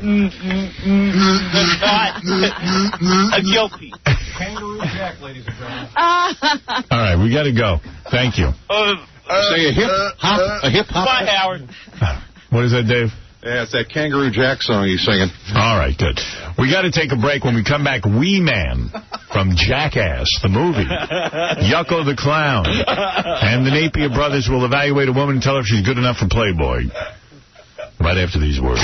This is Bust Down Something, Flip Mode Squad's General, executing the Genesis movement. And you're rocking with my man, Sterny Duke, Howard Stern. Yo, what the deal, yo? Naughty by Nature's in a place to be. No doubt, Dirty Jersey's up in here stomping through, and you know what you're doing. You're checking out the Howard Stern in the Morning Show. What's up, Big Howard, dog? Call me up. We got a lot to tell. What's up? This is Faith Evans. Keep it locked with Howard Stern right here. Yo, this is Santa Metro. Boom, man, this is Devontae. Check it out. You know, it's Howard Stern. Yeah, he got the place burned. All right? Boom. Check it out. Yo, man. What up, yo? What up, Howard? Come on, man. You know who this is. Wyclef, man. You dogged me out enough to know who I am, man. I'm tuning to your show early in the morning, 6 o'clock. Hit me on the cell, man. Now, exclusive outtakes from Planet of the Apes. Come on, Gary. You talk to Sal. You want to stop that fight, pick it. You know, this is a lie. It's not a lie. All right. You accuse me. You attacked me first. You accuse me of something that's just not true. You attacked me first. You accuse me of something that's not true. No, you. Face. No, you attacked me. John, do you remember that you work for me, or did that thought just fall out of your stupid head? Well, then, Gary, first of all, if I worked for you, you came in here, John. And me and you aren't equals. It's a sad state of affairs. I apologize, but we're not equals. Gary, I didn't start this fight. Don't bother me with this crap off the air. We're going to the office. I'm not going to go to your desk. I'm not going to bother Gary. I'm going to go to my desk. I'm not going to bother with you, man. All right, go do your job. Go do your job. I didn't come in here lashing out calling people Gary. Nor did I come in here calling someone stupid. That was I didn't say. Call me plunger face, you jerk. Plunger puss. Yeah. I should go enjoy that. I mean, is a stronger word than plunger puss. No, John. Let's go back to the tape and say who called who first. You called me plunger first. I think you called me asshole first. Howard Stern Show.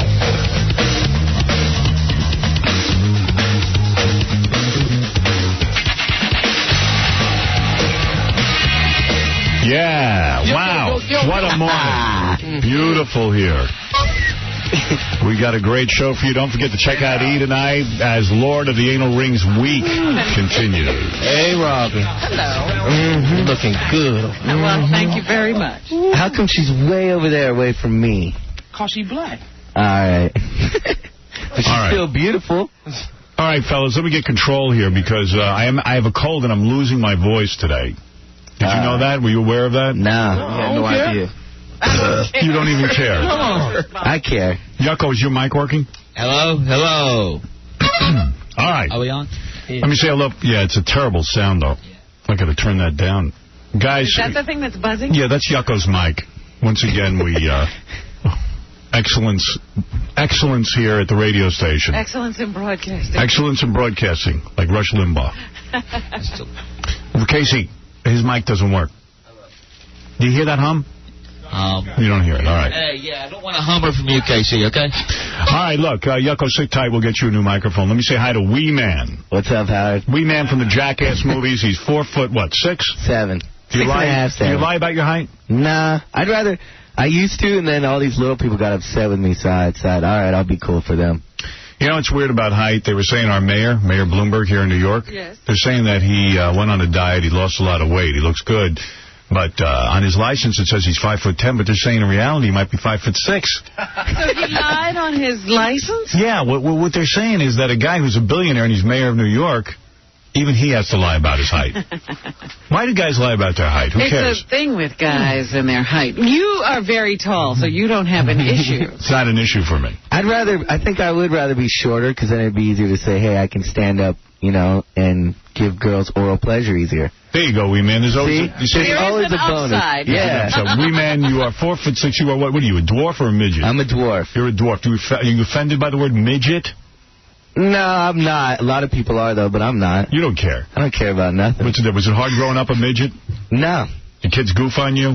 Actually, not really, because I used to be the class clown, so everybody would want to hang out with me, and kids would be all, if anybody messes with you, I'll beat him up. Didn't you have to be the class clown in a way? Because, you had to keep everyone laughing. Exactly, or else they'd be laughing at me, not with me. Right, who's going to take you seriously anyway? Exactly. And quite frankly, even the stunts you do in Jackass, particularly the one where you kick yourself in the head, were you doing that in high school to kind of amuse the tall kids, the regular-sized kids? No, I never used to do that. I knew I could do it. Yeah, did you ever have to feel like the court jester because you were a little man? No, I felt like the court king and ran business. When did you become Wee Man? Who named you Wee Man? This drunk... Name on the air. I don't know if he wants to be known as a drunk druggie, but a friend of yours called you Wee Man. He, right when I started skateboarding, he used to call me Wee Man. I see. And Big Brother magazine heard about it, so they were the first ones to print it. Ever since then, it just stuck. How did So you are a good skateboarder. Yeah, I'm a professional skateboarder. How did they find you a Jackass? How did they find Wee Man? The guys from Big Brother started Jackass. I so see. we already knew each other back when we were doing Big Brother skateboard videos. According to my notes, you made almost $1 million on the Jackass movies. Is that Almost. accurate? Almost. Why almost $1 million? I guess I just couldn't work it out. And did you have a contract on that movie? I did. Did you know that Steve-O says he has no contract with you? Yeah, I know that. Steve-O's an idiot, and then he has to use our names on his tours to help sell his tickets. Are you not friendly with him anymore? No, I am, but I'm a little upset with him right now because he uses my name to make money, and then he doesn't give me any. How does he do that? He goes on these Don't Try This at Home tour featuring Steve-O and cast members from Jackass. He uses all of us, Wee Man, Preston, Party Boy. And my friends will call me up and they'll be like, yeah, I went to the show and it's just Steve-O. Yeah, no Wee Man. Yeah, and he says people yell, Wee Man, more than they yell Johnny Knoxville. It seems to me like the cast of Jackass has grown apart. Is that true? A little bit. Yeah. We all went our own ways, you know. We still call each other and hang out, but everybody. But the movie was so successful, wouldn't you want to reunite? We would reunite to do the movie, but not. When we hang out, it's gnarly. There's this guy Aaron McGehee. Yeah. A lot of people go, who? Who? Yeah. He cries. Everybody makes him cry.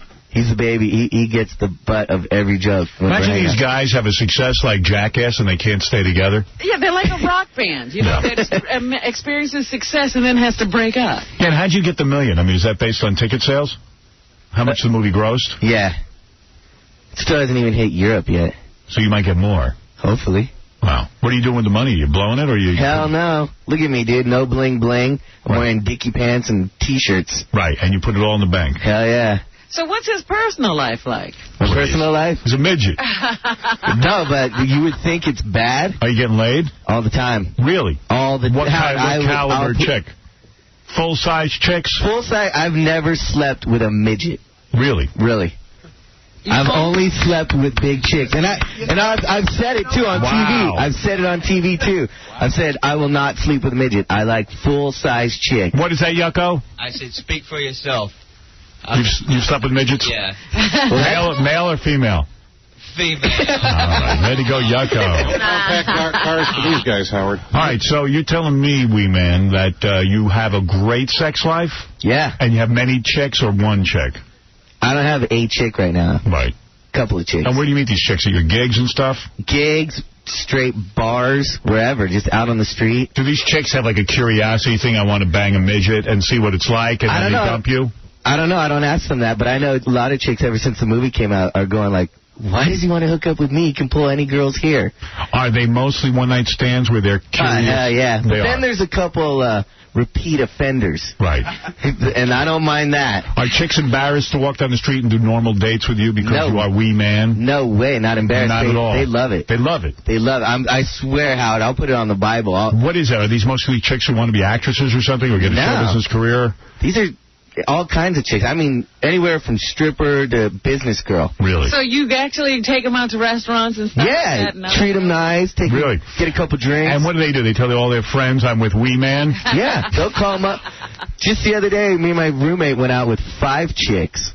Just us 2. Does it make you feel sad that they want you because you're Wee Man? Hell no. No, you don't care. I don't. You don't care. He's a dude. What are you talking about? I mean, come on. And are they into kinky sex with you because you are dwarfy?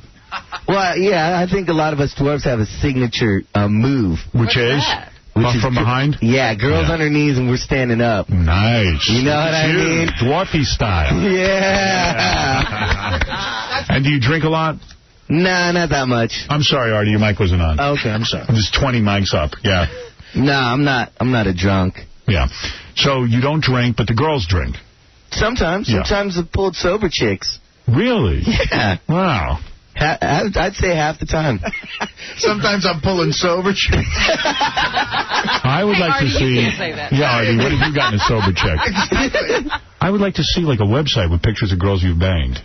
I should make. I'm trying to start this thing. My roommate and I have. Our house is called 1310, and ever since we got in there, we've been wanting to give chicks buttons that have gotten nailed in our house, so that everybody around, when they see those chicks out wearing the buttons, right, they know. They know.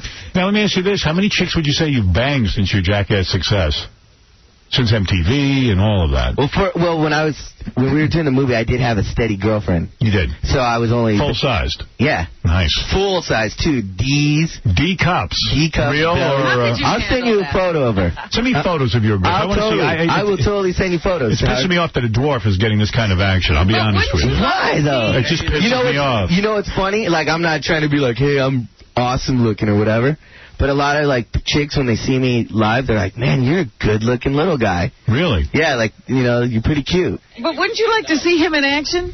Yes, I would like to see him. I'm so embarrassed I will never do that. Really? You know, no porno? You got a regular-sized penis? Yeah, it's only my arms and legs that are short. Right, but the penis is regular. Yeah. Because Hank the Dwarf had a regular-sized penis. Yeah, dude. It's on dwarfs, it's only arms and legs. Look. I'm sitting as tall as this guy, same head. Take it easy, take it easy. Everyone calm down. You know, he's a good-looking guy. If I was a good-looking midget, I'd be so frustrated, though, because I'd be like, I just need 2 more feet, man, and I could rule the world. Right. You know, I rule the world this height. What about those parents that break your legs and then they can reset them and make you grow a little bit? I hate that, dude. You do? Why? We did this show where it showed about that, and they asked me, and I'd never do it. You would never do it? No, you don't even look like, if I tried to do it and I said, I want to be Howard type, I'd look weird. I'd be like, you know. Yeah, I look weird. Yeah.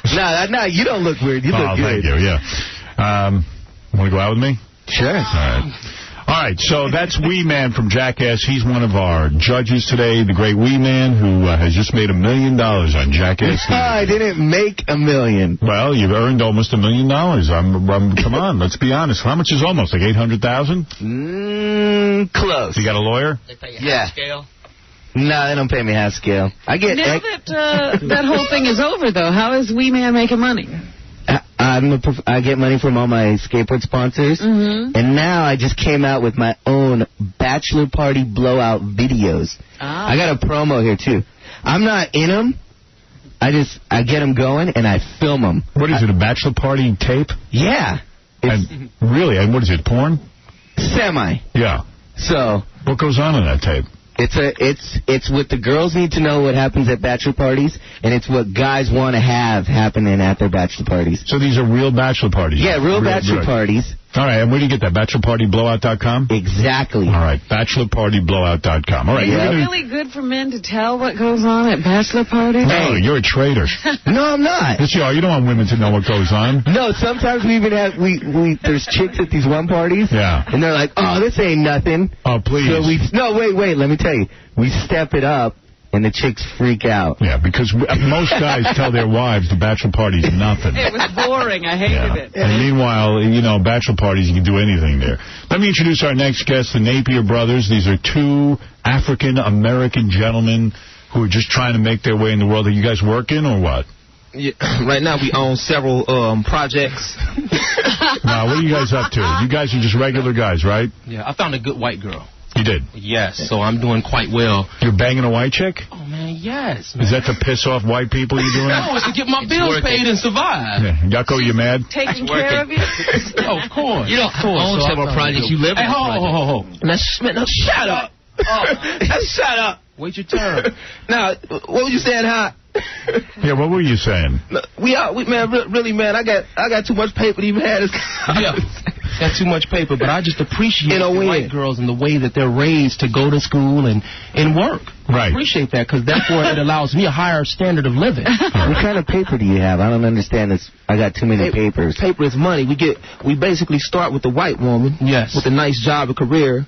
Why should I go to school and get educated? I can just wait on the white woman. Yeah, we don't want to go into this field. You have to listen to the show before to understand the whole philosophy of Napier Brothers. Are you guys really getting white chicks to pay for you? Yes. How come I didn't see you come with any white chicks? Because Howard didn't pay for them to come. And why didn't they pay for themselves? Here for a night, I wanted to pick up a white chick in New York, so the next time I come, I'll be able to stay. So you're both you guys are dating white women.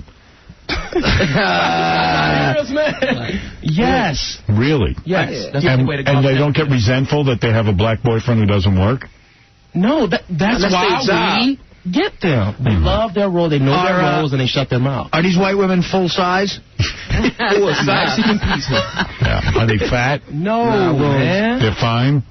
Yeah. Yeah, you ought to put up a website, too. Let me see what you're begging. We'll bring them in here, but I just appreciate them. Nice, look to shout out to all the white women, but I would never date a black. All right, we're going to need you to evaluate women today. Napier Brothers, Wee Man, and Yucko the Clown. Yucko's going to be with Bob Levy next Friday and Saturday. How are you, Yucko? You missed out on the World's Angriest Listener, World's Meanest Listener contest. Just by a little bit. I was the first runner-up, which is first loser.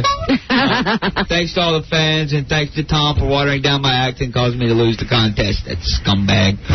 Well, there you go. Let's take a phone call, then we're going to get right to the evaluations. Pat, you're on the air. Yeah, this is Mark. Sorry, Mark. Go ahead. Yo, send these two brothers to Jersey so I can kick both of their asses. Come on down. Come on down. You know the location. Come on you down. You guys already aggravated me. Come on down. Shut up. For 2 Shut up. seconds. Man, shut up. Come on down here and say it to our face. Come on down here. We real. real. I'll be right down. Come on down. Come on down. What is the address here, Robin, so he can come on down? 40 West 57. You'll get the shock of your life. Shock of your life, boys. 250 waiting here. All right, Chief. Yeah, I see you. What's your name again? Hey, be careful. Be careful on your way down here. I want you to get down here safely. Yeah. All right, hang up on them. Now, what pissed you off? That they're banging white women? Nah, just their tone and voice, everything. They have the papers and crap like that. Paper. We got paper. NON Records, 2003. We making money. What's up? You understand what I'm saying? Now get on down here so I can kick the ass. All right. You understand what I'm saying? Yeah. Come on down, boy. Yeah, come on down. Boy. Boy, tell your mom I said hello. Yeah. Tell your mom I said hello. My mother, she's dead 3 years now. Don't even go there. Well, just shut up there. Don't be calling in. Your mom ain't dead. I was just with her last night. I'm sorry, man. We don't want to go there with you, man. Be careful. All right, you guys have stirred up a lot of the white people in the audience because of your, you come on here with a defiant attitude. Yes. You're banging white chicks. Yes. And not working. And you're taking paper from the white chicks. Well, I mean, the white guys are not handling their business, Howard, so we have to fully utilize their ability. Do a lot of these white women live in a fantasy to be with a black man? Yeah, I mean, you know, even the white guys know about it. I mean, look what Yucko bought. Yeah.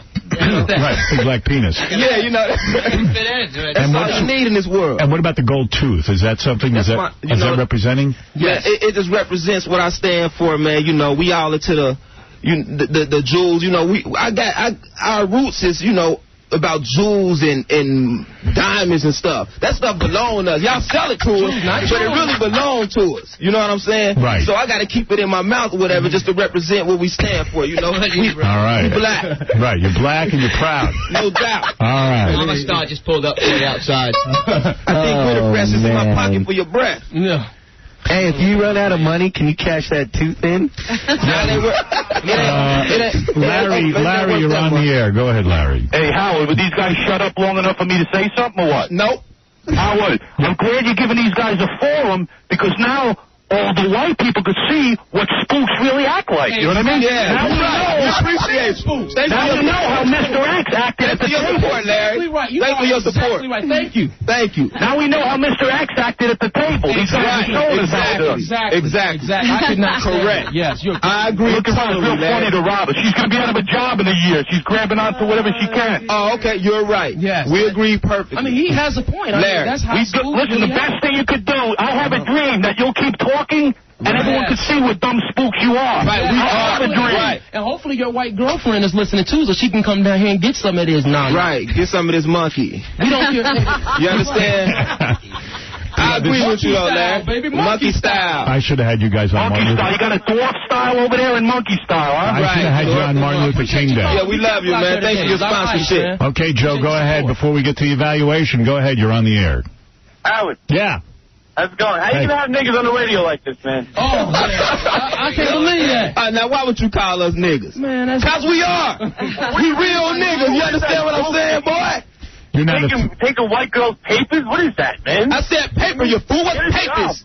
Your mother reads to get a job. That is our job. We take our job job is to entertain idiots like you. Like you fool. Hold on, what time is it? Are you on your way to work, sir? Let me ask you guys. I am. Are you guys offended when I'm somebody... making my own paper. Good. We make our own, too. We just take the money from your women and flip it. You know, they help us start things. And while you out, go home. Hold on. And you complain about what we do from white women. We built America. Y'all owe it back to us. We need a break. We built America. We built America. You understand?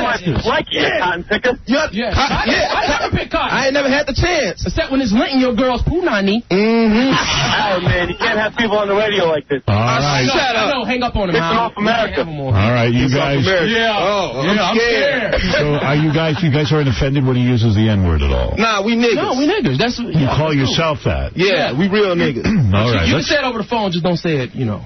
Let's go to Sue, one more call. Sue? Yeah, hello? Yeah, you're on the air. Yeah, can you get these niggers off the air, please? Come on, baby. What's up, ho? What's up, ho? You're getting on my nerves. Listen, you little white whore. Now, understand, you only mad because you've been with a black man. Have you ever been with a black man? Have you ever been with a black man? Don't you realize that does not offend us? What offends me is that you're acting like you don't want none of it. Come on downstairs. Yeah, girl, come on down and get some of this thing. Why are you guys trying to fight a white girl?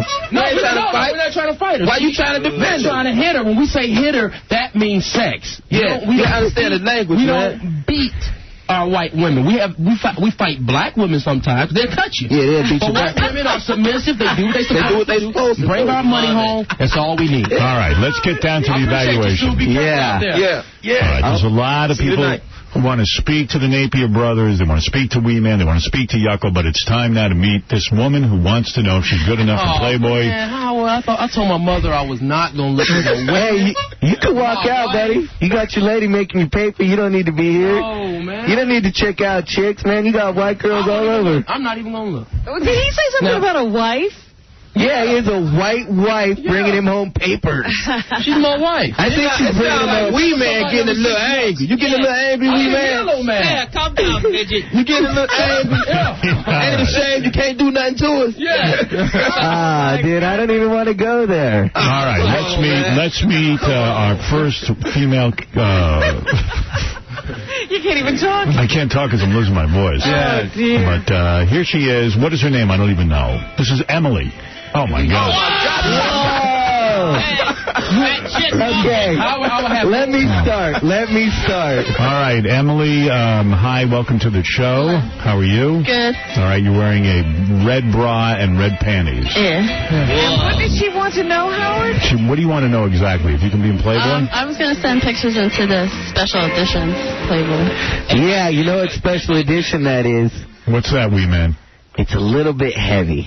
I'm not trying to be mean. I'm a little heavy, too. I got a beer belly. I don't care. It's looking like a Chick-fil-A ad up in here.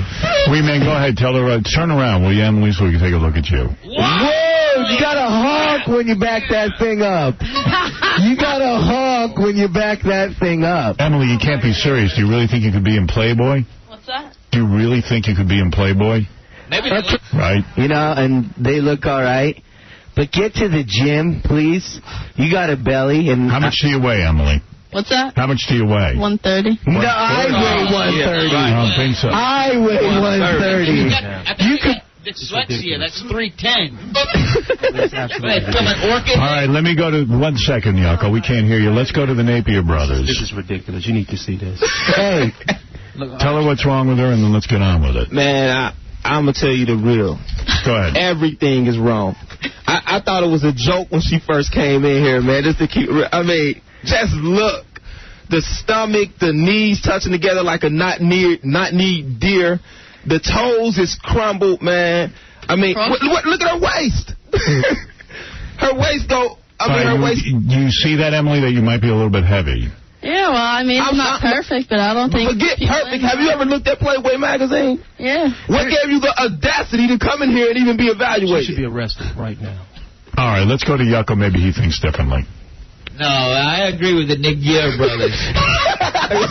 Hey, watch it now. Yeah. You little dirty kid. Yeah, she's got no business being in here whatsoever. You big freaking sea cow. What the hell were you thinking? All right, Emily, what do you, on a scale of 1 to 9, what do you consider yourself? What's that? What do you consider yourself on a scale of 1 to 9? I felt like an 8 or 9. I'm saying -1. Please do not ask her to take her clothes off.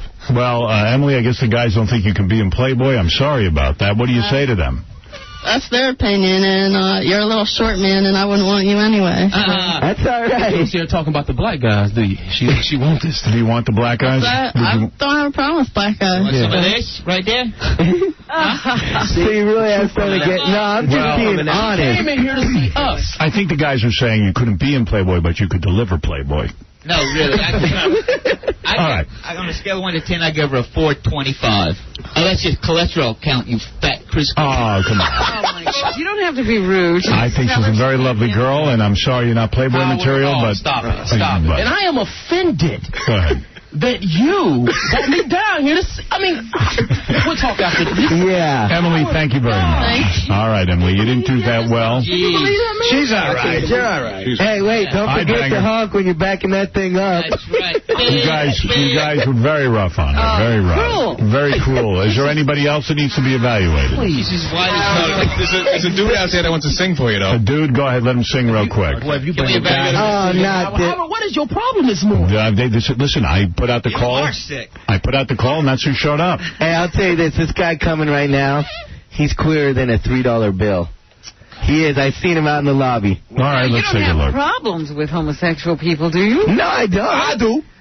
Yeah. I don't. Who does? Be as gay as you want. Move to West Hollywood. Hang out. Take your shirt off. You have trouble with gay people? I have a lot of trouble with them. What is your problem? I just don't like them. They touched him too much when he was younger. I ain't even got to respond to that, young toaster. What I'm saying, I just hate the fact that a man, being a real man, if you're a real man. Now, see, if you don't have a problem with gay and you're a male, then you're gay. That was beautiful. It's really that simple. If you don't have a problem with it, you gay. Yeah. So, do you have a problem with gay male? I don't have gay male, so... No, do you have a problem with them? No. You're gay. All right. It's that simple. Just ask anybody that question. It's flat and simple. If you don't have a problem with gay male, if you got a gay friend, you're gay. What school did you learn this from? It ain't no school. It's reality. Reality. Yeah, it's talking about. You might. That's what I'm talking about. All right, let's get to this guy who wants to be evaluated. Let's hear him. I can't believe this. What? The guy left. He left. You All right. heard the Napier brothers. You scared him off. Go ahead. Let's go to Sean. Sean, you're on the air. Sean, go ahead. You know, Howard, why don't you get these two porch monkeys off the ear? Porch monkeys. Leave us alone, man. Why you going to call us porch monkeys for? We came too far. It was just Martin Luther King Day the other day, and here you go calling us porch monkeys. Now we're finally able to sleep with your women. We're able to go to the same schools. Let's go to Ryan. Ryan, you're on the air. Hey, I just want to tell these Count Chocula welfare having... Let me hear these guys. My wife works. What are you kidding me? You chase fat white women. Fat? Did you hear what we just said about the fat girl? You're fool. Out of here? We don't like fat. Goodness. All right, thank you. Well, there you go. The Napier brothers. Spreading the love. Yeah, we got Wee Man from Jackass. I want to thank you for stopping by. You evaluated that woman. I think you guys were very, very rough on her. Very rough. But you did give your honest opinion, and that's what women want when they come on the show. Hell yeah. Check she out, could have been in some other magazines. Check out Wee Man's video, Bachelor Party Blowout Volume 1. Yeah. Go to bachelorpartyblowout.com or call 800-829-8784. Napier Brothers. Yeah. Do they have a plug? Man, look, they got what's up, Sam? What's up, Trace? NON Records 2003. We coming out strong. And you sounding like you're rounding up. Howard, I am not leaving. You're not? No. Why not? I am not leaving till the show's over. We'll see about that. See some fat chick and then walk out. Yeah. No. And then some fleeting gay guy. Man, this is... Let's say Yucko the Clown, thank you for stopping by. It's always good to see you. Yucko with Bob Levy next Friday and Saturday night at the Dancing Monkey in Lyndhurst, New Jersey, and Sunday at the Millennium Comedy Club in Clementon, New Jersey. For more information, go to damshow.com. DVD's on sale. Is that right? Are you guys laughing at Yucko? Yeah, what's so funny there, Gold Tooth? Man, listen, you got to remember we got to go back out here together now. Yeah, there you go. Don't let the TV cameras make you feel too safe. What do you guys think about Yucko? You don't like him? I think Yucko fine. I agree with his philosophies. Yeah. Yes. I think he has a very strong philosophy, and he's true to himself, and I agree with everything he's saying. Right. And Yucko, what about what someone said earlier? Are you an actual pedophile? I mean, have you been arrested for pedophilia? Who was that? That stuttering mongoloid? Yeah. No, I effed with him in the green room like 2 years ago. Let it go, you frickin' retard.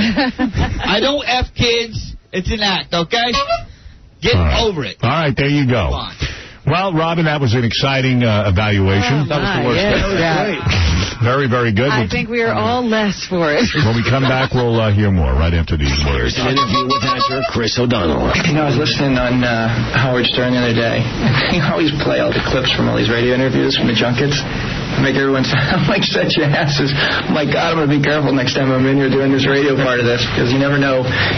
It's funny because they take, and you can totally hear, a lot of times they'll interview, they'll play a clip, Robin will play a clip from one of the actors at the press conference saying, talking about their character. Just taken out of context, it always sounds so stupid. But I guess there's nothing you can really do about that. The Howard Stern Show. It does a body good. It does a body good. Yeah, except my body. More anal ring toss tonight on I might end the show early today, because I'm just blown out. Sounds like you're going to have to. Yeah, I think my voice would have been okay if I'd gotten some sleep last night, but just couldn't sleep. Well, that sounds fine. Not all. I started getting this cold on Sunday night, and... Do you think if you had stayed in this weekend, maybe you'd be all right? Maybe. I don't know. I was fine. You got to do so much running around. Yeah.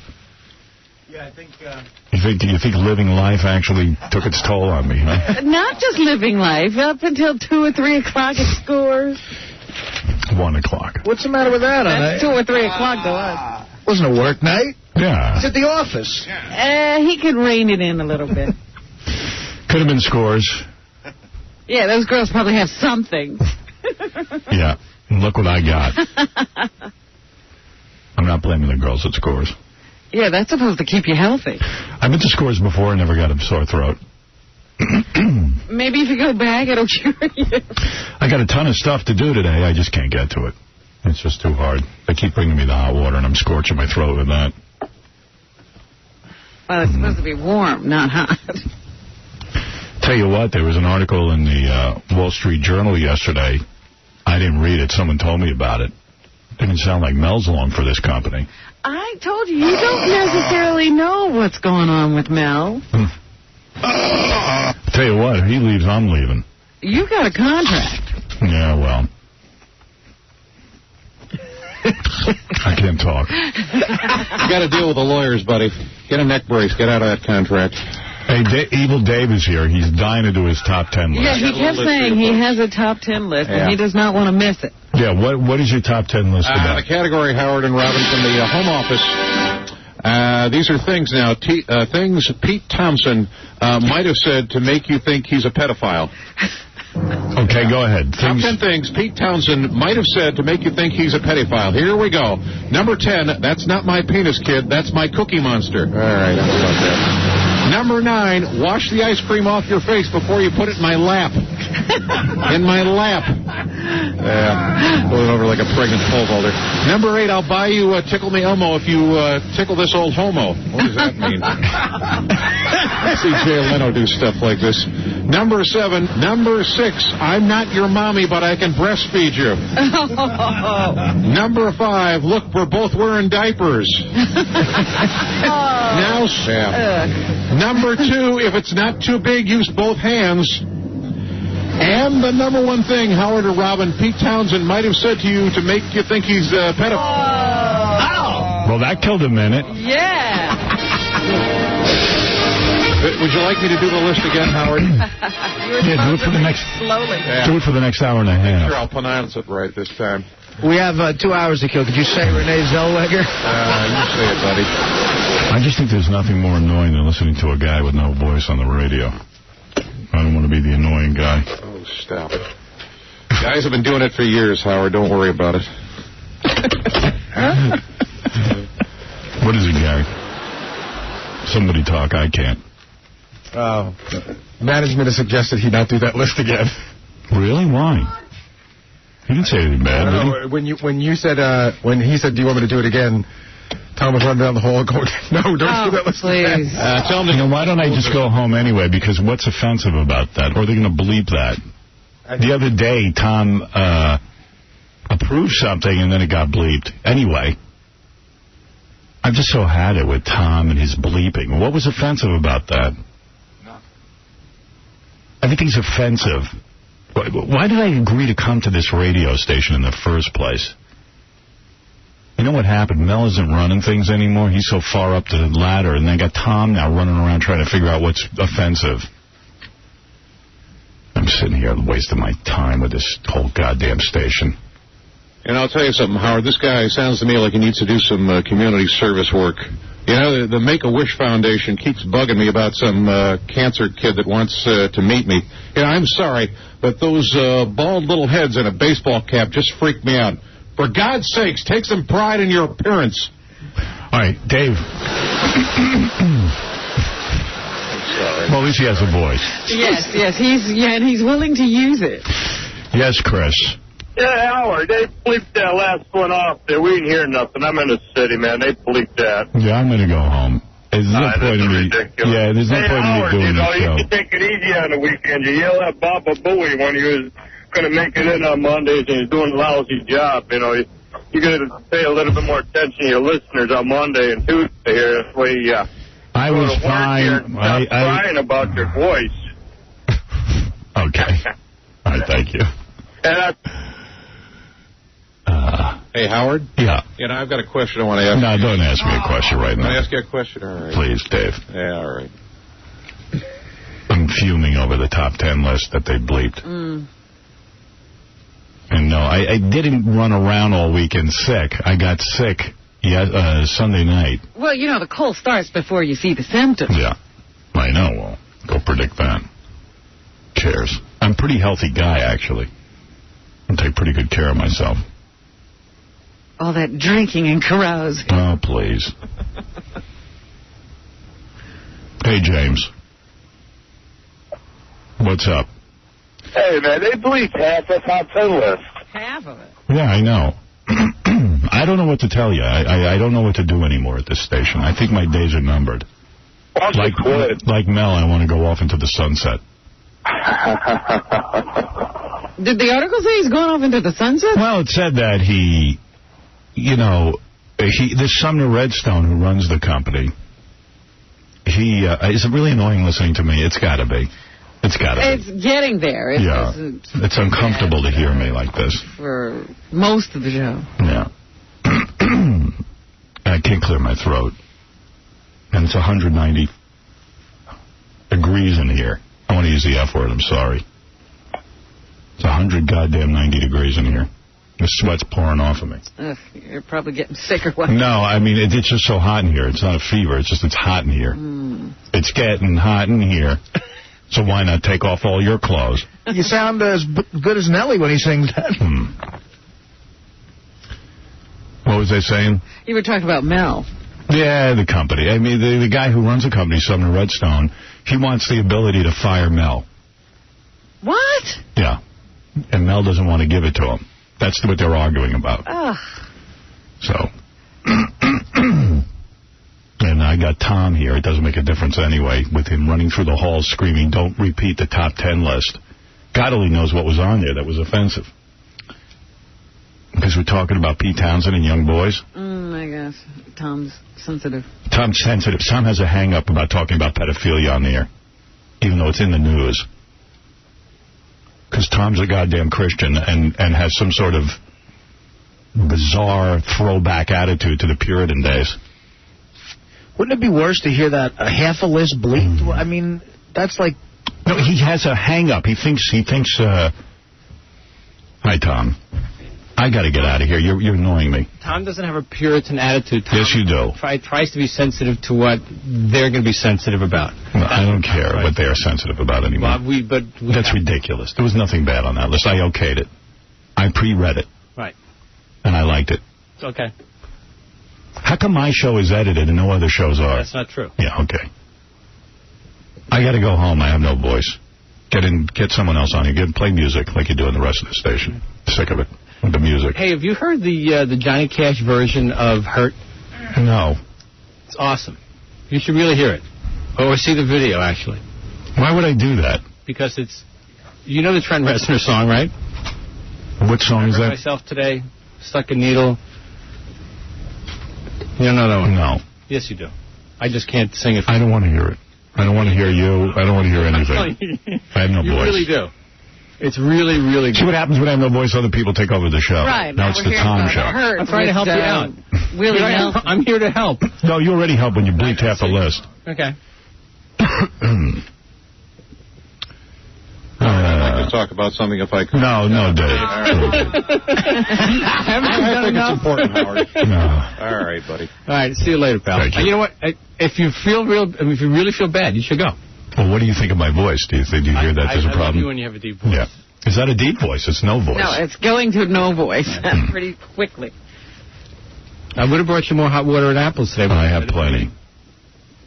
All right. I brought them for you yesterday. Please leave, Tom. You're making me ill. You're making him sicker. You're making me sicker by the minute. He thinks that's funny. No. He's got far to go there, huh? Exactly. You make me sick. You're sicking me. I love you, man. Yeah, okay, I love you too. Go ahead. Go back to doing whatever you do. Right. Making your life miserable. No. Isn't that it? Tom thinks we're friends. He loves you. I know you love me. He loves me. He told the company he's retiring when I retire. You're so lucky. Yeah. No, I didn't tell him that. That's what I heard. No. You said to Howard that you're going when you go. He just said we were, and I said, maybe when you go, I'll go. Why not go now? Why wait? Yeah, why do you have to wait for me? Why is everything tied into me? Oh, because. Right, Fred? Could you say that for me? Because. Thank you. What are you doing? You darkening your hair? No. No? No. All right. All right, can you leave now? Yes, I can. Thanks. Goodbye. Goodbye. Oh, man. Howard, you should have shook his hand. That would have taught him a lesson. Give him your call. Let's go get the guy back in here, Howard. Shake his hand. Get him good and sick. Evil Dave taking over. All right. That was the craziest segue ever. He said, did you hear that Johnny Cash song? Yeah, I don't know where that came from. It was a total non sequitur. Tom likes the song, and I guess he wanted to do a bit about it. I guess. All right. He was going to help me out. He doesn't have the song with him. No. We were just going to talk about it. Yeah. He didn't even bring in the song. I'll go scramble for it. They won't let us even go on the internet and grab songs. How would I get that song? Right. Yeah, they stopped us from doing that. Mm-hmm. Yeah, Cabby, you're on the air. How you doing, man? Hey. I know why Tom kind of has a problem with you talking about Pete Townsend and the pedophile issue. Because he has an autographed picture on his wall. I think he's, got some deep love for the man. Yeah. There you go. And the Johnny Cash song he's talking about, actually, Johnny Cash did a whole album of cover songs. And that is actually pretty cool. But, yeah, you don't come in and talk about it unless you have it in your hand, I don't think. What's wrong with your voice, man? Hey, Cabby, it's in the studio, and one has nothing to do with the other. If he's guilty, if he's found guilty, then the picture's coming down. Meanwhile, there's a huge article in the Village Voice about how Pee Wee Herman's being framed. Yeah. What happened was they went through, millions of boxes of Pee Wee stuff, and they couldn't find anything, and they were about 1 day away from the statute of limitations running out after a year investigation. So they had to charge him. No, well, they gave the case over to some dude who, is heavy on going after pedophiles and stuff and celebrities. And they're going after him because he has a copy of the Rob Lowe video when he was with an underage girl. Meanwhile, Rob Lowe was never even charged with anything concerning that video. And they're saying that they're just going after him. That they're just, they're just trying to frame him or something. Right, yeah. According to this article. Wasn't a lot of the stuff he had, too, like art collector stuff, I don't even know, Nouveau, 50s and 40s? He has a lot of pictures of naked dudes, because maybe he's a homo. I don't know if he is or isn't. I can never tell with Pee-wee. Wasn't it like old stuff from like the 40s and 50s though, like like real like bodybuilder pictures and stuff like that? Yeah. Yeah. So I mean, is that considered child pornography? I mean, no. They went through hundreds of images, thousands of images, and they didn't find anything. So who even knows what's going on with that guy? So basically, they charged him because he had the Rob Lowe video. Yeah. But there was also something about that friend of his who was in the Ferris Bueller movie. Jeffrey Jones. Yeah. He looks guilty of something, that guy. He just looks like a pedophile. They charge him because he looks like a pedophile. He's got that big nose and that stare. Hey, easy on the big nose and stare. Right, yeah. Really, Cab? By the way, Cabby, how's the family thing going? I hope Incredible. Of you. Yeah? It's incredible. There's actually been some strange new developments. Like? Well, through a strange twist of fate, and just talking with Kane, my partner on the air there in the afternoon, we might actually be half-brothers. My mother might have slept with his father. What? Yeah, this is really weird, and it gets freaky. Yeah, because we were talking, and when I asked my mom on the air there what my father's name was, she said Elmer. Well, Kane's father, who's rest his soul passed, his name was also Elmer. And we kept talking, and my father, through my non-identifying birth information that Gary had gotten through the Catholic Charities, the adoption agency, was that my father owned a bunch of gas stations. Yeah. Well, Kane's father owned a bunch of gas stations. Are you serious? Yeah, and they lived really close by, and Kane's father, his mother, before she passed, told Kane that his father was out cheating. And my mother said that that the guy she cheated on, her husband with at the time, was older and had a family and owned gas stations, and his name was Elmer. And he was married. And he was married, and he lived in that area that Kane lived in. How weird is that? What would you think the odds if it turns out Kane and Cabby, who are on the air together, are actually half-brothers? That's one of those truth stranger than fiction things. Yeah, yeah, you wouldn't believe it if it was in a movie. Never. How weird is that? I think I can solve this fairly easily.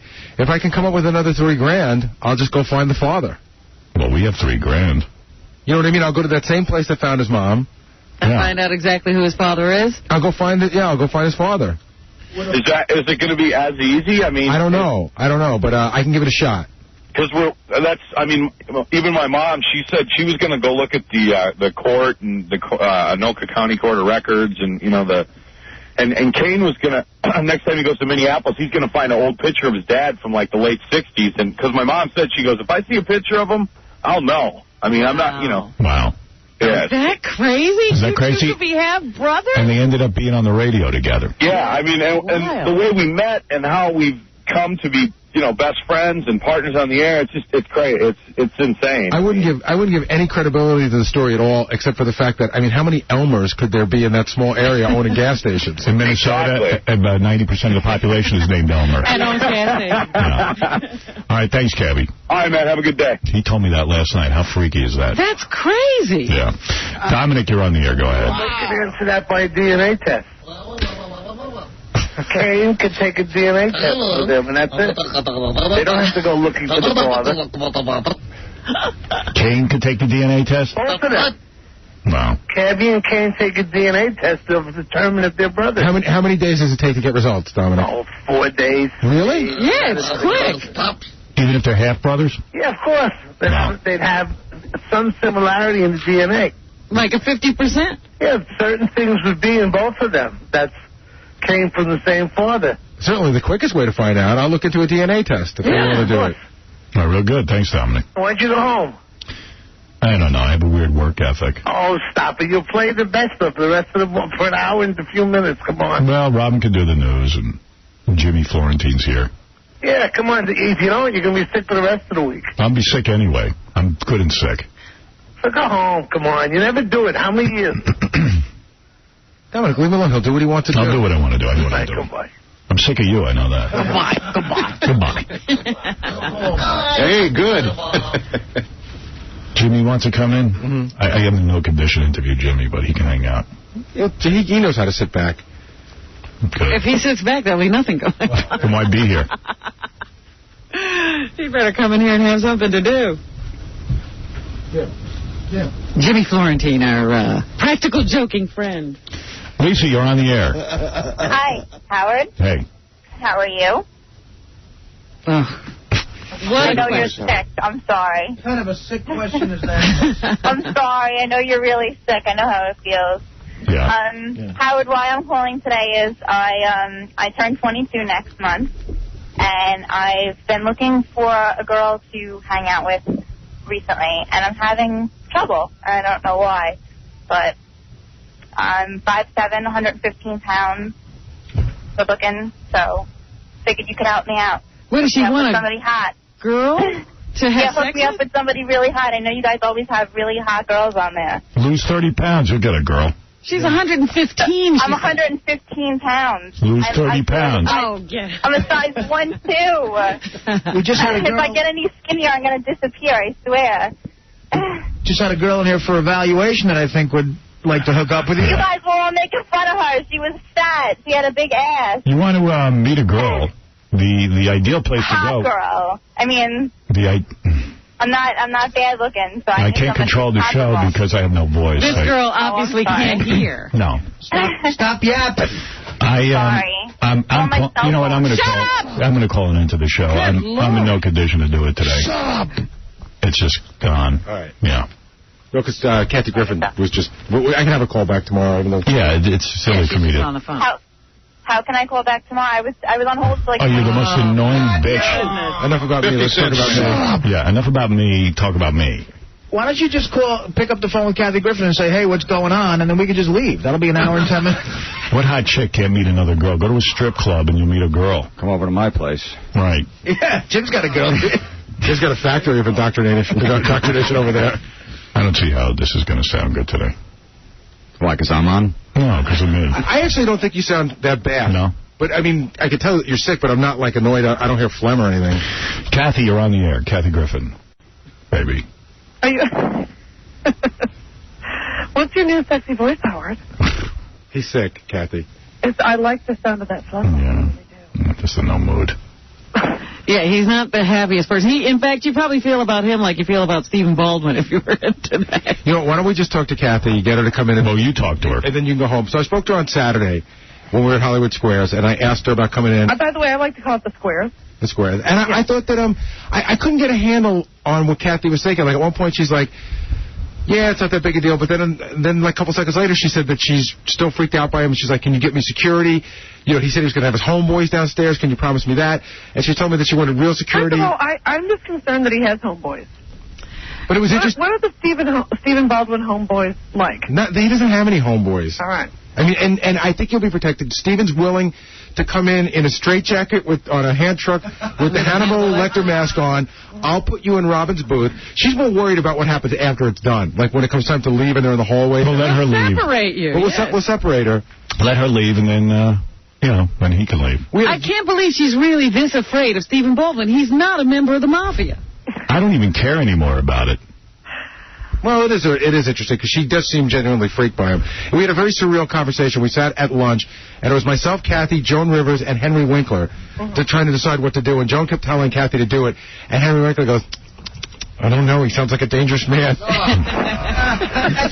What is the argument anyway? I mean, what's going on? They got into he tried to choke her on that Celebrity Mole show, and then Kathy stabbed him with a pen. And then he's also mad that he thinks Kathy's being a wimp because, hey, he was just kidding around, and Kathy and her husband went to the producers and threatened to leave if Stephen wasn't put in line immediately. I just said I didn't want to be around him at that time because I didn't care for being choked. And then at the end of last week's episode of the Celebrity Mole Hawaii, which, by the way, I'm very proud of my dignified work in that show. I've never been prouder. And do you hate the show? He looks at the camera and he's like, "You're dead, Kathy. You're dead." And then he says, "I'll see you on Stern." Kathy, do you hate that show? Huh? Do you hate the show? It's a little embarrassing. Yeah, I hate it. Huh? I got to admit, I hate it. You hate it? Yeah, I can't even watch it. I like it. You can't even watch the part where Stephen Baldwin is threatening he's going to kill me on your show? No. It's a nice shout-out. I don't know. But you don't even like it. No. But, I mean, it's a goof and everything. Did you do it for the exposure, or was the money good? No, I did it for because you money. like to get choked? Huh? You did it for the money, right? Yeah, of course. Yeah, Yeah, of course. Good money. Was it over 100 grand? No, we all got 25 grand, and then you get another 5 grand each round you last. Wow. You know. Yeah. I mean, listen, why not? Right. Howard, you are not yourself today. No, I'm really not. My voice is so shot it hurts every time I talk. I'm not even doing a good interview with you. I know it. No. I apologize. When I'm out, we're all down for the count. Oh. I'm sorry, baby. That's all right. I get stuff ready to go. Can I call you back? Yeah, of course. All right. Yeah. All right, well, I hope you feel better. Kathy, I'm sorry. I'll call you later. We'll set this up for tomorrow, or when Howard's feeling better. We'll wait a couple of days, because he really is almost not paying any attention to you. He doesn't even remember you. Who is this on the phone? His eyes are wandering to the ceiling. It's 900 degrees in here, too. Are you hopped up on Goofballs at least? No. You don't have any Vicodin or anything? I have Vicodin at home. What's that? She has a cold. Oh. Well, I just assumed. Do you take stuff? Me? Yeah. No, I'm not a drug person. Vicodin makes me nauseous. All right. Hey, baby, I'm going to call you when I get better. Okay, all right, I understand. I'm sorry. Bye, Kathy. You're supposed to take Vicodin for a cold? I never heard that. Yeah, bring in some Vicodin. Take Vicodin for everything. For a choking. Honestly, that was the greatest talk show interview I think I've ever heard. Jimmy, you were going to talk about the time you were molested or something? Yeah, we can wait till tomorrow if you want. Yeah. You don't seem like you're in the mood for it. Yeah. No, good. He's not in the mood for a molestation story. Yeah, if he doesn't laugh at that, that means he's in a bad mood. All I know is it has something to do with wrestling matches and sitting on a guy's lap. Yeah. We're going to get to that one day. Jimmy, give yourself a plug, because I can't do it. All right, this weekend we're going to be in Vegas. Suncoast Hotel and Casino, me, Artie Lang, and KC and Bob Levy. Wow. Pretty much says see what happens when you don't run the show. There was a day when you would have been jealous of that appearance. You would have thought that sounded like fun. Really? Yeah. Really? When you were married, you'd be like, oh, I wish I was in Vegas. Now you're like laughing. Super Bowl Sunday, we're going to be there. It's going to be great. Great. What do you know what I was doing when I was married? Because you used to say it to me all the time. What are you talking about? I don't want to go to Vegas when I was married. What are you saying? What's he talking about? You know, Baba Booey lives in a world of his own. Yeah, he that's has right. This imagination of what you would do and what you did do that, he wrote. Oh. When you were married, you want to? I want to go to Vegas with Jim Florentine. No, but you used to say that it sounded like fun to be away. I think you want to be there when you're married. You used to say, Howard, these are your words. I'm sorry I took them and twisted them into your words. Yeah, I want to go do stand up in a friggin' hotel. All weekend waiting to go on. Not just any hotel, the Suncoast Casino. Yeah, I really want to go to the Suncoast Casino in Vegas. Did you get better all of a sudden? Yeah, I got better. Get up on old ladies. We got free drinks. Yeah, that's on old ladies. God damn, I'm irritated. Yes, you are. Boy, I don't want to be near you. Let me just make your life easy, if I can. I'm not pushing you. Say goodbye for the place of commercials, and I think that what I might do, if it's okay with you, is everybody loved the whole American Idol thing from yesterday. Yeah. And it ran at like 7:15. I thought I'd play it now. It's not a bad idea. Yes, it is a very good idea. Because we did scam that whole American Idol thing. That's great to hear. You could call Kathy Griffin again and tell her show sucks once more. I hate that show. Yeah, but she hates it. On Jimmy Kimmel's show. Didn't she say she hates her own show? I don't know if she hated it. She alluded to it, and then you confirmed it. And she said she was embarrassed by it, so I said, you know what, it kind of sucks. I mean, but, I don't know, isn't she saying it sucks? How do you beat that interview? She called up and said her show sucks, and I agreed with her. Howard, you know what we can do? In so many words. It's not like it's her show. She did it for the 25 G's. And I hope she's got the money now and she can just run. You know what, Howard? I've got an idea. I got an idea. we can talk about. We can talk about why Ben Affleck is marrying J-Lo so she can stay in this country. And that's what Paul Rodriguez told me. Hey, it's okay. You don't have to do anymore. He's probably just a little jealous. Last time I saw him, he was standing at an intersection in L.A. selling bags of oranges. Is he on tape? You can't stop that? No, you can't stop that tape. Thank you very much. Dave Letterman. Sweet week. So, what was I saying? Yeah, I mean, Kathy was saying her show sucks, so was I out of line? No. You spoke your mind. The producers of Celebrity Mode, Kathy, John Stern, great. Help the show out. Yeah. I doubt if they're calling these people. Kathy's on Celebrity Mode tonight at 10 o'clock on ABC. Yeah. Are they going to show the choking? Is the choking? Did they show it? That was last week. Yeah. I'd love to see that. Anytime a woman gets choked. So what happened? Some dude molested you? What was that all about? Sounds a little fishy to me. No, when I was 14 years old, I used to be into wrestling. I used to go to pro wrestling matches. Like who were you into? Like Bruno Sammartino, Superstar Billy Graham. Yeah. Like early 80s. Bruno Sammartino was still wrestling in the 80s? Yeah, late 70s, early 80s. Right. So I was about 14 at the time. Me and my friends in the neighborhood used to go, and we used to collect wrestling pictures. This guy used to stand out front of the Garden, all these places selling pictures. So we used to buy the pictures off him. We became friendly with him, and he was at every match.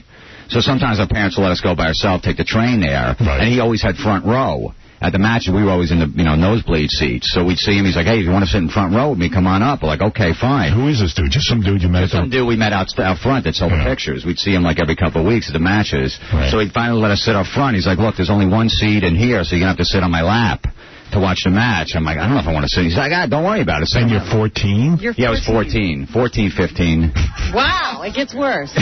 No one in the audience thought that was a little weird? I don't know if they were looking. They were watching the match. You didn't feel it was a... Right. But I didn't know at the time. He's like, sit on my lap. So I'm sitting on his lap, or we'd switch seats or like that. He liked kids with blonde hair and blue eyes. Right. So it was the perfect fit for him. Right. And then all of a sudden he's like, look, you like this picture? I'm like, yeah. He's like, well, give me a kiss and I'll give you the picture. Wait, what? And I'm like, a kiss? He's this like, was in the middle of the wrestling game? No, this was afterwards. Where are you? Like in an alley somewhere? Yeah, no, after outside or whatever. He's like, before we get on the train, he's like, give me a kiss and I'll How old is this dude? He was like 35, like a fat guy with a bad mustache. And you're 15. 14. Robin, come on, let's get the story straight. So he says, 14. So the fat guy says to you, give me a kiss and I'll give you a picture? Yeah, I'm like, I love that one of Superstar Billy Graham's. Will give me a kiss. I'm like, I'm not going to get... He said, come on, just give me a kiss in the mouth. I'll give you whatever picture you want. Oh. So I bartered with him. I'm like, how about I give you one in the cheek? So I just give him a kiss in the cheek and he gave me a picture. Do you like guys? No, I don't at all. I didn't think it was... I just said, whatever, I'm just going to do it. I want the picture. I just give him a quiz. It's funny. It's a little peck. Dude, you were 14 already. Yeah. And you wrestled with Billy Graham? Is that what happened?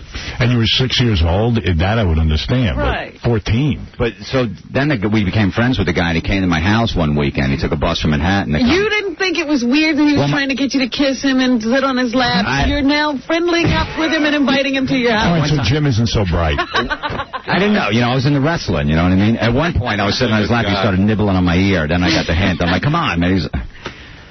I was a little nervous. So then what happened? He comes to my house. How's he get your address? You give him his... No, my parents okayed it. They're like, I don't know, this guy sounds weird. I'm like, Mom, I've hung with him a bunch of times. He's fine. He just tries to kiss me. Yeah, plus all the kids in the neighborhood were going to be there, too. Right. So he comes to my house one night, and he said to my parents, can I wake Jim up and say hello to him? They're like, no, he's sleeping. You wait till the morning. I wake up in the morning, and he's in my room, and he's got his hand down my pants. I have pajamas on. How'd he get up there? Your mom just let him sleep over? He let him sleep over in the guest room. And in the morning, like 7 in the morning, he was in my room. I woke up, and he had his hand in my pants. Wow. Were you aroused? No, I wasn't aroused. I woke up, I'm like, what are you doing? He's like, I'm showing you a trick. And I'm like, a trick? He's like, yeah. I'm like, get away from me. He's like, no, I'm showing you a trick. I was just going to put my thumb through it. I'm like, no. I wonder what the trick was. He's like, I'm trying to sell you a picture of Superfly Snooker. There you go. Put it on the Jimmy Kimmel show right there, boy. That'll get the show off to a flying start. So what happened after that? Well, a couple hours later, I told my older brothers, I go, you know what happened? The guy's in my room, and they're like, this guy's gay. He's all over you. So I go, you're going to have to leave right now. My brothers took him to the bus station, drove him there, and just beat the crap out of him until he got back on the bus. Wow, good for them. I had no idea. I'm just like, he's like, dude, that guy was gay. He was all over you. He's a pedophile. I'm like, why, just because he brushed up against my helmet? Hey, what about my wrestling pictures? And 2 months later, he did get arrested. We saw his buddy out front. He's like, he got arrested for less than 33 kids. Wow. Jimmy's reliving the old days. Yeah. Now he's in therapy with Artie. Yeah. So it didn't feel good or anything what the guy was doing to you, did it? I was, sleeping, and he woke up. He had his hand in my pants. See, if he woke you up, something must have been going on in your pants. I don't remember packing much, though, when he did it. Yeah. Well, your parents wouldn't even bribe you to try to get things from you with a kiss at that age. I know. A total stranger, and no red flags. I know, I wouldn't even mow the lawn for my parents. Hey, Jimmy, you want a plug? Come here and give me a kiss. I'll do that. Oh, you got a cold. We'll wait till tomorrow. Yeah, wait till I get better. All right, that's Jimmy Florentine. Go see him in Vegas. Maybe you'll get lucky. Yeah, sit on his lap. Yeah, if you got any wrestling pictures. See Jim at the Hard Rock Cafe in Orlando, Florida, February 15th. Got to take a break. We come back. Maybe we'll do a little news. All right. We'll see if we can get through that. Back right after this.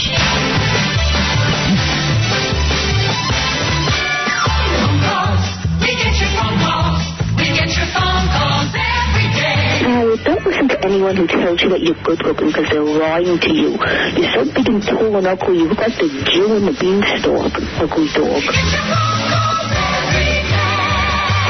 The Howard Stern Show. You're listening to The Howard Stern Show. Hi, Robin. Tonight I need more anal fun. Anal ring toss. I got Jim Florentine here. Jim's a funny guy. I feel bad for you, man. I don't even know where your mic is, dude. I feel bad for you, man. Look like you're hurting today. Hurting a little bit, yeah. Well, I got a story that's right up Jimmy's alley. What is it about? Dudes kissing other dudes? Is it about wrestling pictures? Well, you know, it's something you might want to do one of these days.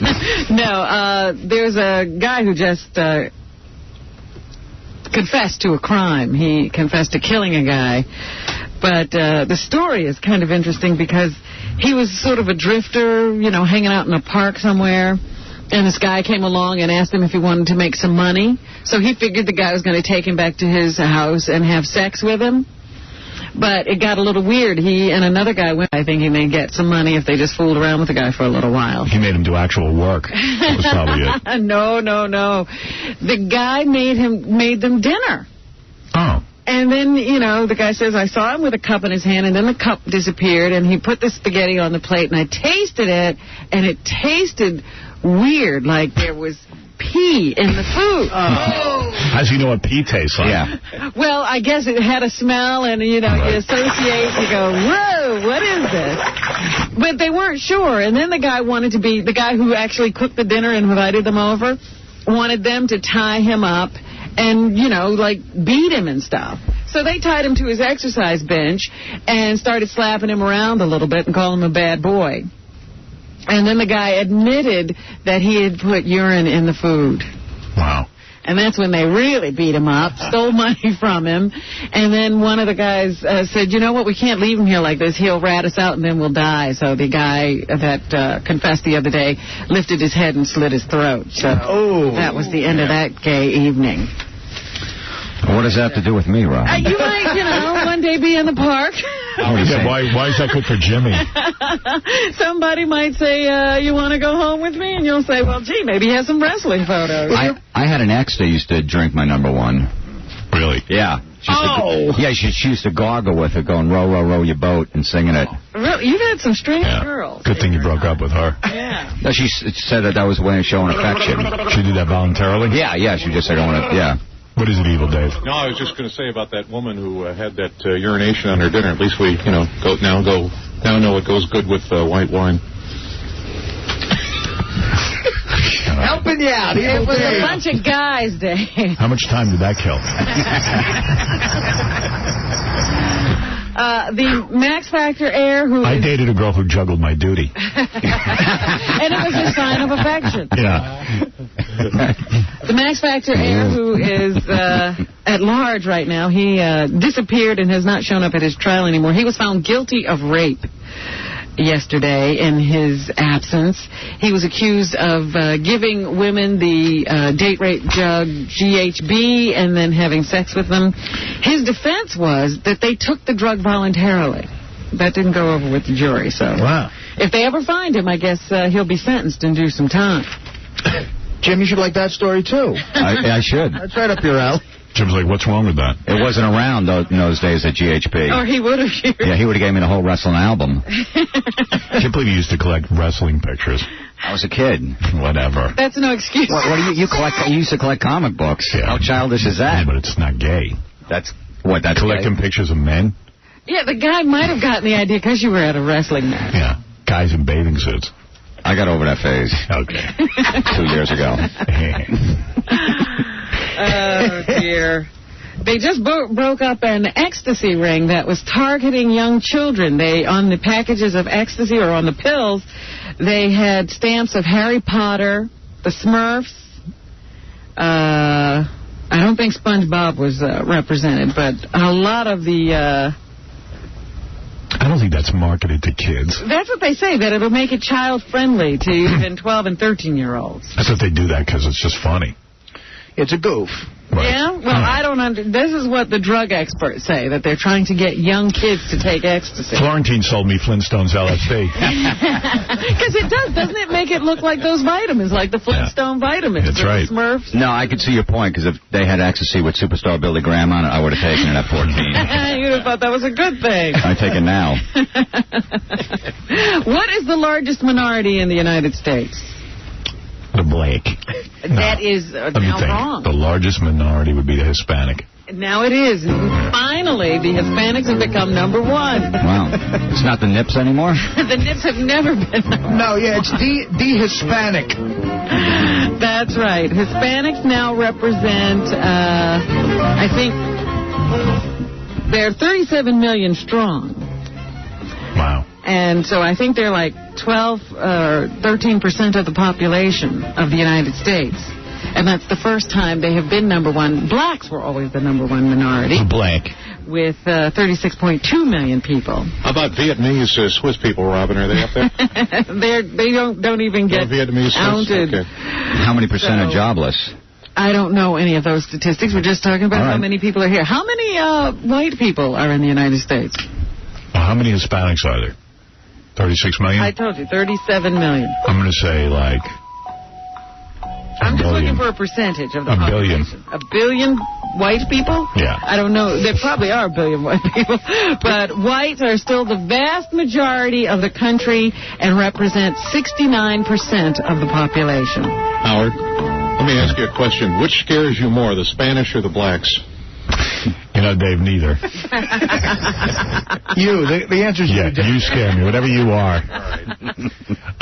You are a very scary man. Yeah, that's weird. You know, it would be weird not to have white people be the majority of the people in the United States, because you always think of the United States as white. Well, that's wrong. Yeah. They are over half, but it's not a white country. So, just the whites run it. Al Sharpton's trying to change that, though. He just announced that he's really going to run for the Democratic nomination to become President of the United States. What? He should just run. Get that weight off. Right. But he decided to run for office. He has announced, I guess he's getting that exploratory committee together, and he will make a run along with people like Senator Joe Lieberman and John Edwards and John Kerry. He's thrown his hat into the ring as well. So you could vote for Al. I'd rather vote for the Reverend Bob Levy. That Reverend. There was a horrible story out in California. A family sitting in Burger King, their son, 2-year-old son, eating. And he tried to buy wrestling pictures and he sat on the dude's lap. It sounds like a great story so far, Robin. He was just sitting there eating a hamburger, and a man walked in and shot him in the head. Oh, my God. Yeah. You are kidding me. I am not kidding. What happened to the hamburger? Anything? Oh, stop it. Jimmy, you know what? That isn't even fun. Yeah. Just cool your jets over there. Jimmy's trying to make a big impact. No, I'm just asking. Then the man. Jimmy, the guy was Ronald McDonald. He came in. That's terrible. Yeah, it's awful. I mean, the family is totally in shock. Kids just sitting there eating, and the guy, for no reason, they didn't even know the dude? They don't have any idea. He was a total stranger. He just ran in, shot the kid, and then ran outside, and he screamed something like, "I just shot my son." They're obviously a crazy man or something. They're waiting for toxicology reports, because he then pointed his gun at police officers, and they opened fire and killed him.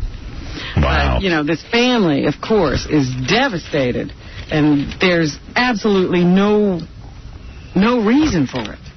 Totally ridiculous. Also in the news is, of course, the anniversary of Roe versus Wade.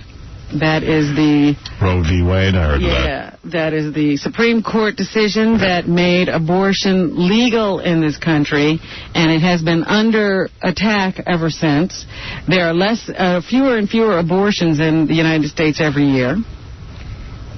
And so Planned Parenthood will be out in force with others today, supporting Roe versus Wade, and there will be anti-abortionists out as well. Here's somebody from Planned Parenthood to talk about an online rally they are inviting people to join to support abortion. C1. All right. Hey, Hey, thanks for coming down to our Rally for Choice. Our reproductive rights have never been more threatened, and we're glad you're here to help us take our message to the White House as we commemorate the 30th anniversary of Roe v. Wade. Can you imagine if you couldn't get an abortion? How weird that'd be. Well, they think there are enough people on the Supreme Court now to actually overturn it. Well, what if they start reconsidering, like, the slavery issue? Can they overturn that, too? I mean, I thought we decided that we could have abortions. Now all of a sudden they can just overturn it? It could happen. So what if they go back to slavery? Yeah, okay, we're going to go back to that. And why can they all of a sudden overturn something? That's freaking weird.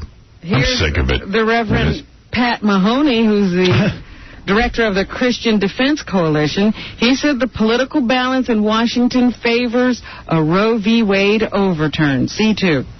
The Republicans, for the first time in 50 years, control the House of Representatives, the Senate, and the White House. I clearly think, and we are certainly lobbying... You do away with abortion, those Republicans will lose every seat.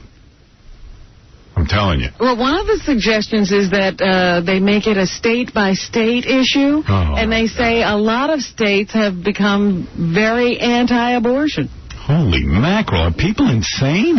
Yeah. I'm a Republican. If they ever did that, I would definitely vote Democrat. Me too. I wouldn't even consider voting Republican if they did that.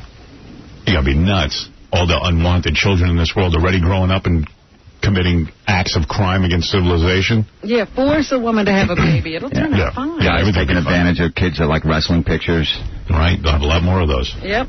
Another controversy is the decline of cats. Yeah. Where do you stand on that? Because I think in California they're trying to outlaw cat decline. Yeah, I don't want to ruin my furniture. That's right. When you take these cats in, it could be a nightmare. It really is true. I didn't know that. I had a cat, years ago, and I declawed it. I didn't know any better. You're not really supposed to do it. You know what they do? I thought, you're just removing the nail, but they actually clip off the tip of the cat's paw, and that's why a lot of people are opposed to it.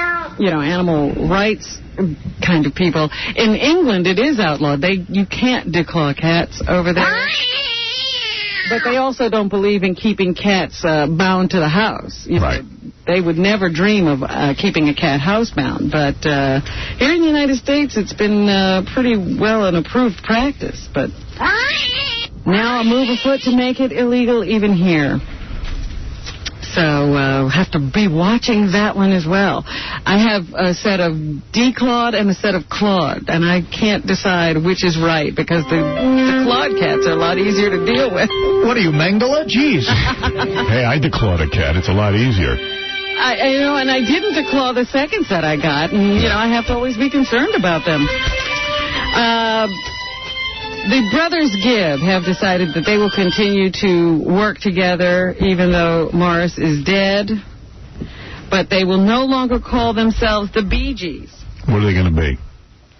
They will not perform under the Bee Gee name. Robin said he and Barry will continue to make music. I guess they'll just call themselves Robin and Barry. Too bad they don't have like a Shemp waiting in the wings. Shemp Gibb? Curly Joe Gibb? They've run completely out of brothers. Right. So I guess they're just going to call themselves Robin and Barry. What about retiring? They should adopt a kid or something. Did you hear about this avalanche up in Canada yesterday? It was all over the news. I heard about a Mexican earthquake. There was a Mexican earthquake today.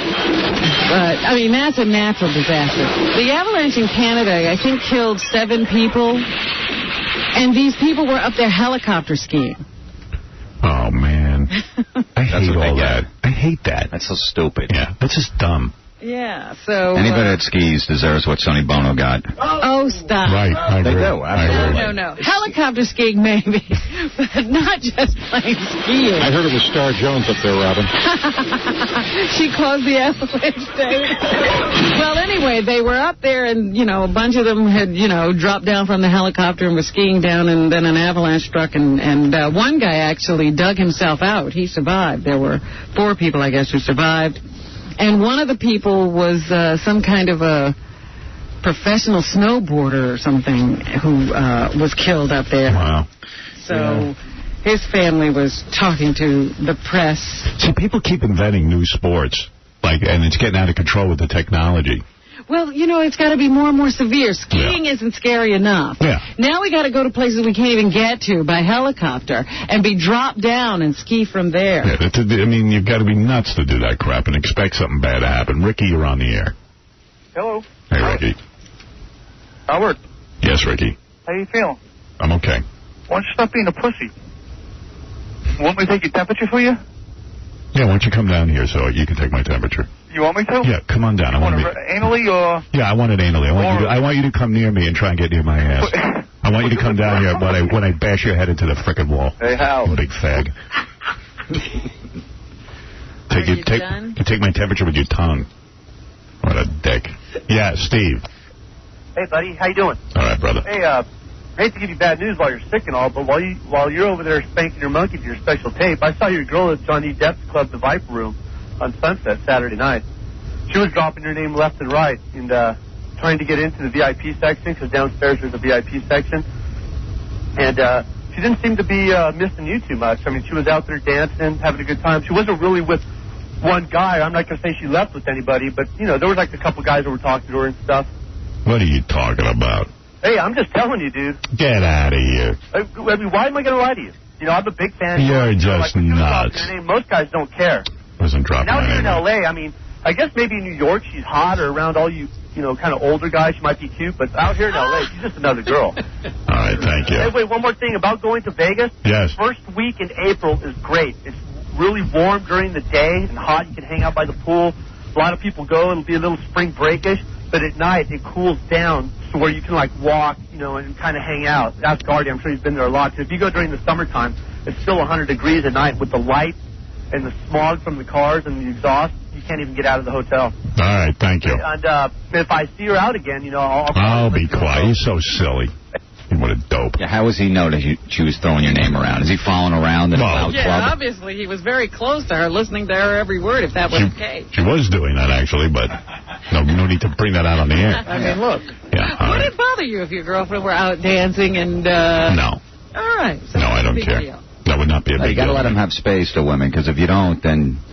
they'll just do it behind your back. Right. I let my girlfriend go out all the time. Go out with your friends. I don't care. And you should see what she's up to. Oh, my God. Or whatever, you know what I mean? I hope she doesn't do what Jimmy's girlfriend does. You can't be a jealous man is what you're saying. No, you can't be. They're going to do it behind your back if you keep them at home 24 hours a day. That's right. 1 hour to get out, they're going to do it. So that's right. Yeah, you got to be loose about that. Can't let him out too much. That's right. Well, anyway, you're a handsome man. She wouldn't do anything. Of course not. Who'd be horny for anyone else but me? Anyway, I was talking about this Craig Kelly, who was the snowboarder. Here's his wife, Savina Kelly. She says her husband was an avid outdoorsman. C3. Craig loved the mountains, and he wanted to experience all he could out of the mountains and learn more about it, and that he lived for it. You're still going to be outdoors. An understanding woman. She's just going to be 6 feet under the ground. I know. Why would you drop yourself from a helicopter? I don't get it. And I know you're supposed to go out and live your life, but Jesus Christ. But experiencing the outdoors doesn't mean, falling out of a helicopter. Right. We got to take a break. We'll be back right after this. Check out how bloody my sack is, dude. How's it going? I'm Steve-O, and I just stapled my nutsack for Howard, and I just can't believe how nice everyone's been to me. Like, I'm an idiot. I deserve worse treatment. I'm trying to do a good job. Is that so friggin' wrong? The lovely and talented Howard Stern. Don't forget to see Jimmy Florentine with Casey and Artie this Friday and Saturday at the Suncoast Hotel and Casino in Vegas. He also has a bunch of other appearances coming up at Bananas in Hasbrook Heights, New Jersey, and the Hard Rock Cafe in Orlando, Florida, February 15th. It's always fun to have him here. I'm a little bit under the weather. Voice sounds a little weird today, but we're getting through it. And Robin is doing the news. Right, Jimmy? Yep. You're looking good. You're coming back, man. I'm coming back. You were hurting about a half hour ago. Yeah, now I'm coming back. You know what did it for me? What's Evil Dave being here. Thank you very much. I can't believe this. Did you know that Carmen Alexa's Pussycat show is here? I know. I want to see it. It's making its debut tonight at Irving Plaza. I can't believe she didn't call and personally invite me. How long do you think they're going to be here? I don't know. It's really just a bunch of chicks dancing around almost naked. It's like Scores. Is Dennis Rodman going to be there, Howard?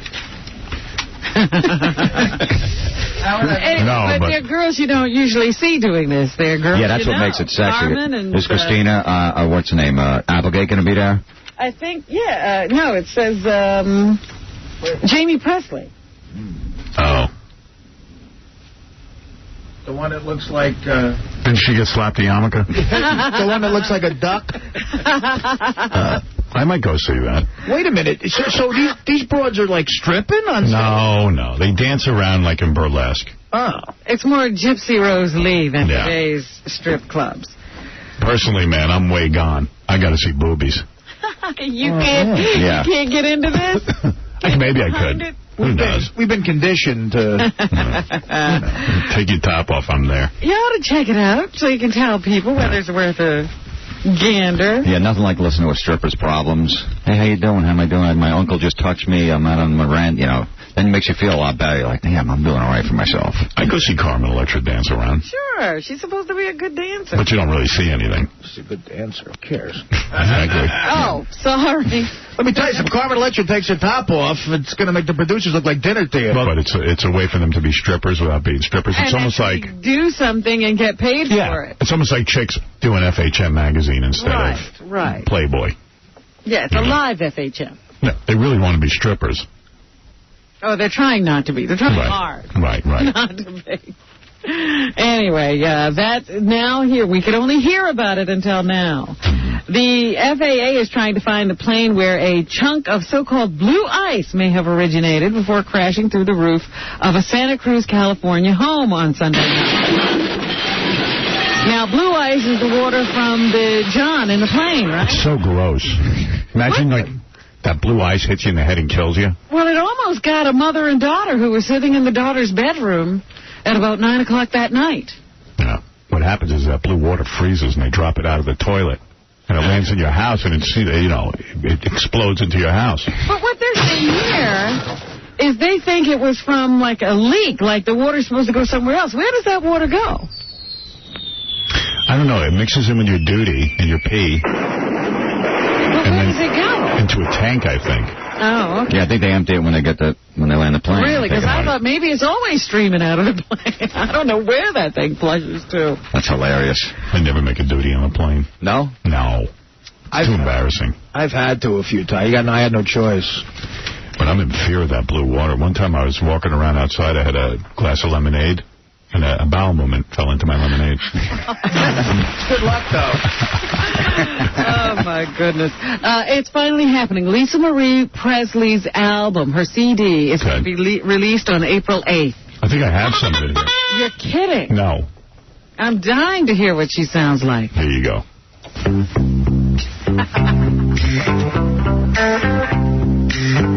I got sunshine. On a cloudy day.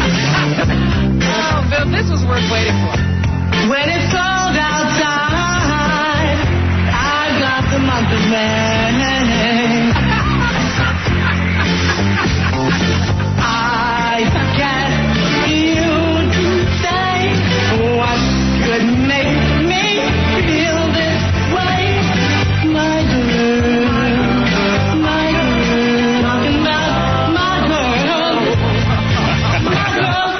Oh, how funny would it be if she really sounded Was that the Chinese dude with the bleach blonde hair? Did you see him last night? No, that was the black dude. That Chinese dude, they actually took to Hollywood with them. He looked like a tired M&M.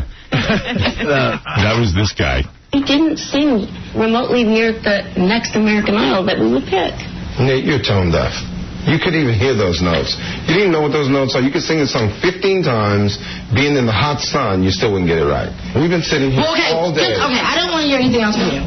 Because, first of all, you know, I appreciate, like, you telling me in a nice way. That's fine. You guys really don't have to attack people. That's not what this is here for. What you guys are trying to do is make people cry, okay? You're fat. Ooh. You're an Ooh. You're playing. That's all I have to say. I'm gone. I'm spent. Man, Howard? Yeah. Howard, is it just me, or is Simon Cowell sounding a little like Stuttering John? I don't know. Does it sound like that? It's you. Yeah. We don't know what Glad you're we cleared that up. Bobby Brown was supposed to be released from prison or jail today. He went to jail for DUI down in the South somewhere in Georgia. And he suddenly took ill overnight, and so they had to rush him to a hospital. They say they are not releasing what was wrong with him. Was his buttocks hurting? They didn't say. What's it like to have every word out of your mouth bomb? I have no Ask idea. Evil You have no Dave. idea. They didn't say what was wrong with Bobby, but once he is finished with his hospital stay, they will release him to the loving arms of Whitney Houston. Anastasia announced yesterday that they discovered she has breast cancer over the weekend. And those are beautiful breasts. Nice. Had her on the show. Is now urging you and all fans not to worry. She's a fighter. Dave, are you a fighter? Dave Letterman. I work for CBS. I can't fight anymore. Right. She going to lose one of them? Let's hope not. It's been caught early, so hopefully that won't happen. Yeah, maybe the size of a pimple. Yeah. And American Idol, its second episode occurs tonight. Paula Abdul back as one of the judges. And here she talks about what makes a person successful. And in this clip, she mentions Will Smith. B4.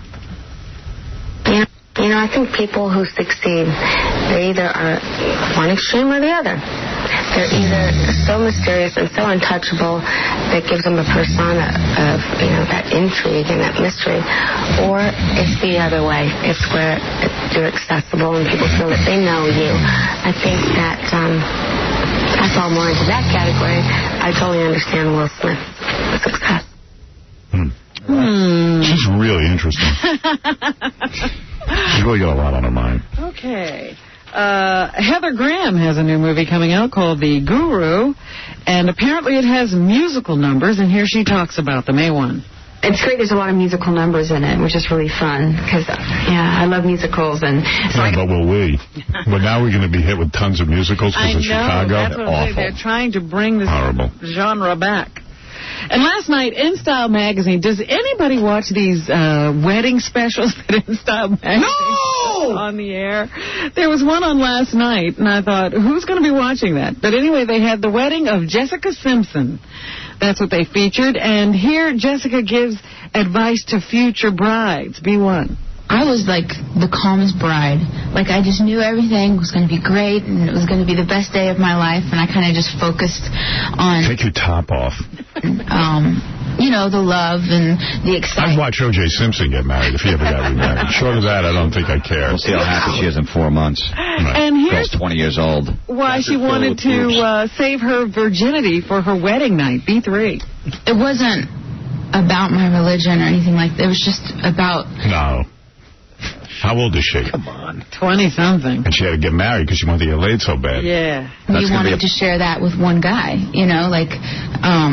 you're not going to be curious. Yeah, there are going to be no other guys in your life. Right. Okay. That's going to be a fun night for the husband. Yeah, boy, is she dumb. Yeah, for our Never first time. wanted to come across where I was judging anybody else. I'm just a hopeless romantic. I dream. All right. Oh, boy. Yeah. We'll see how romantic it is when there's blood all over the place. Oh, wedding my. night.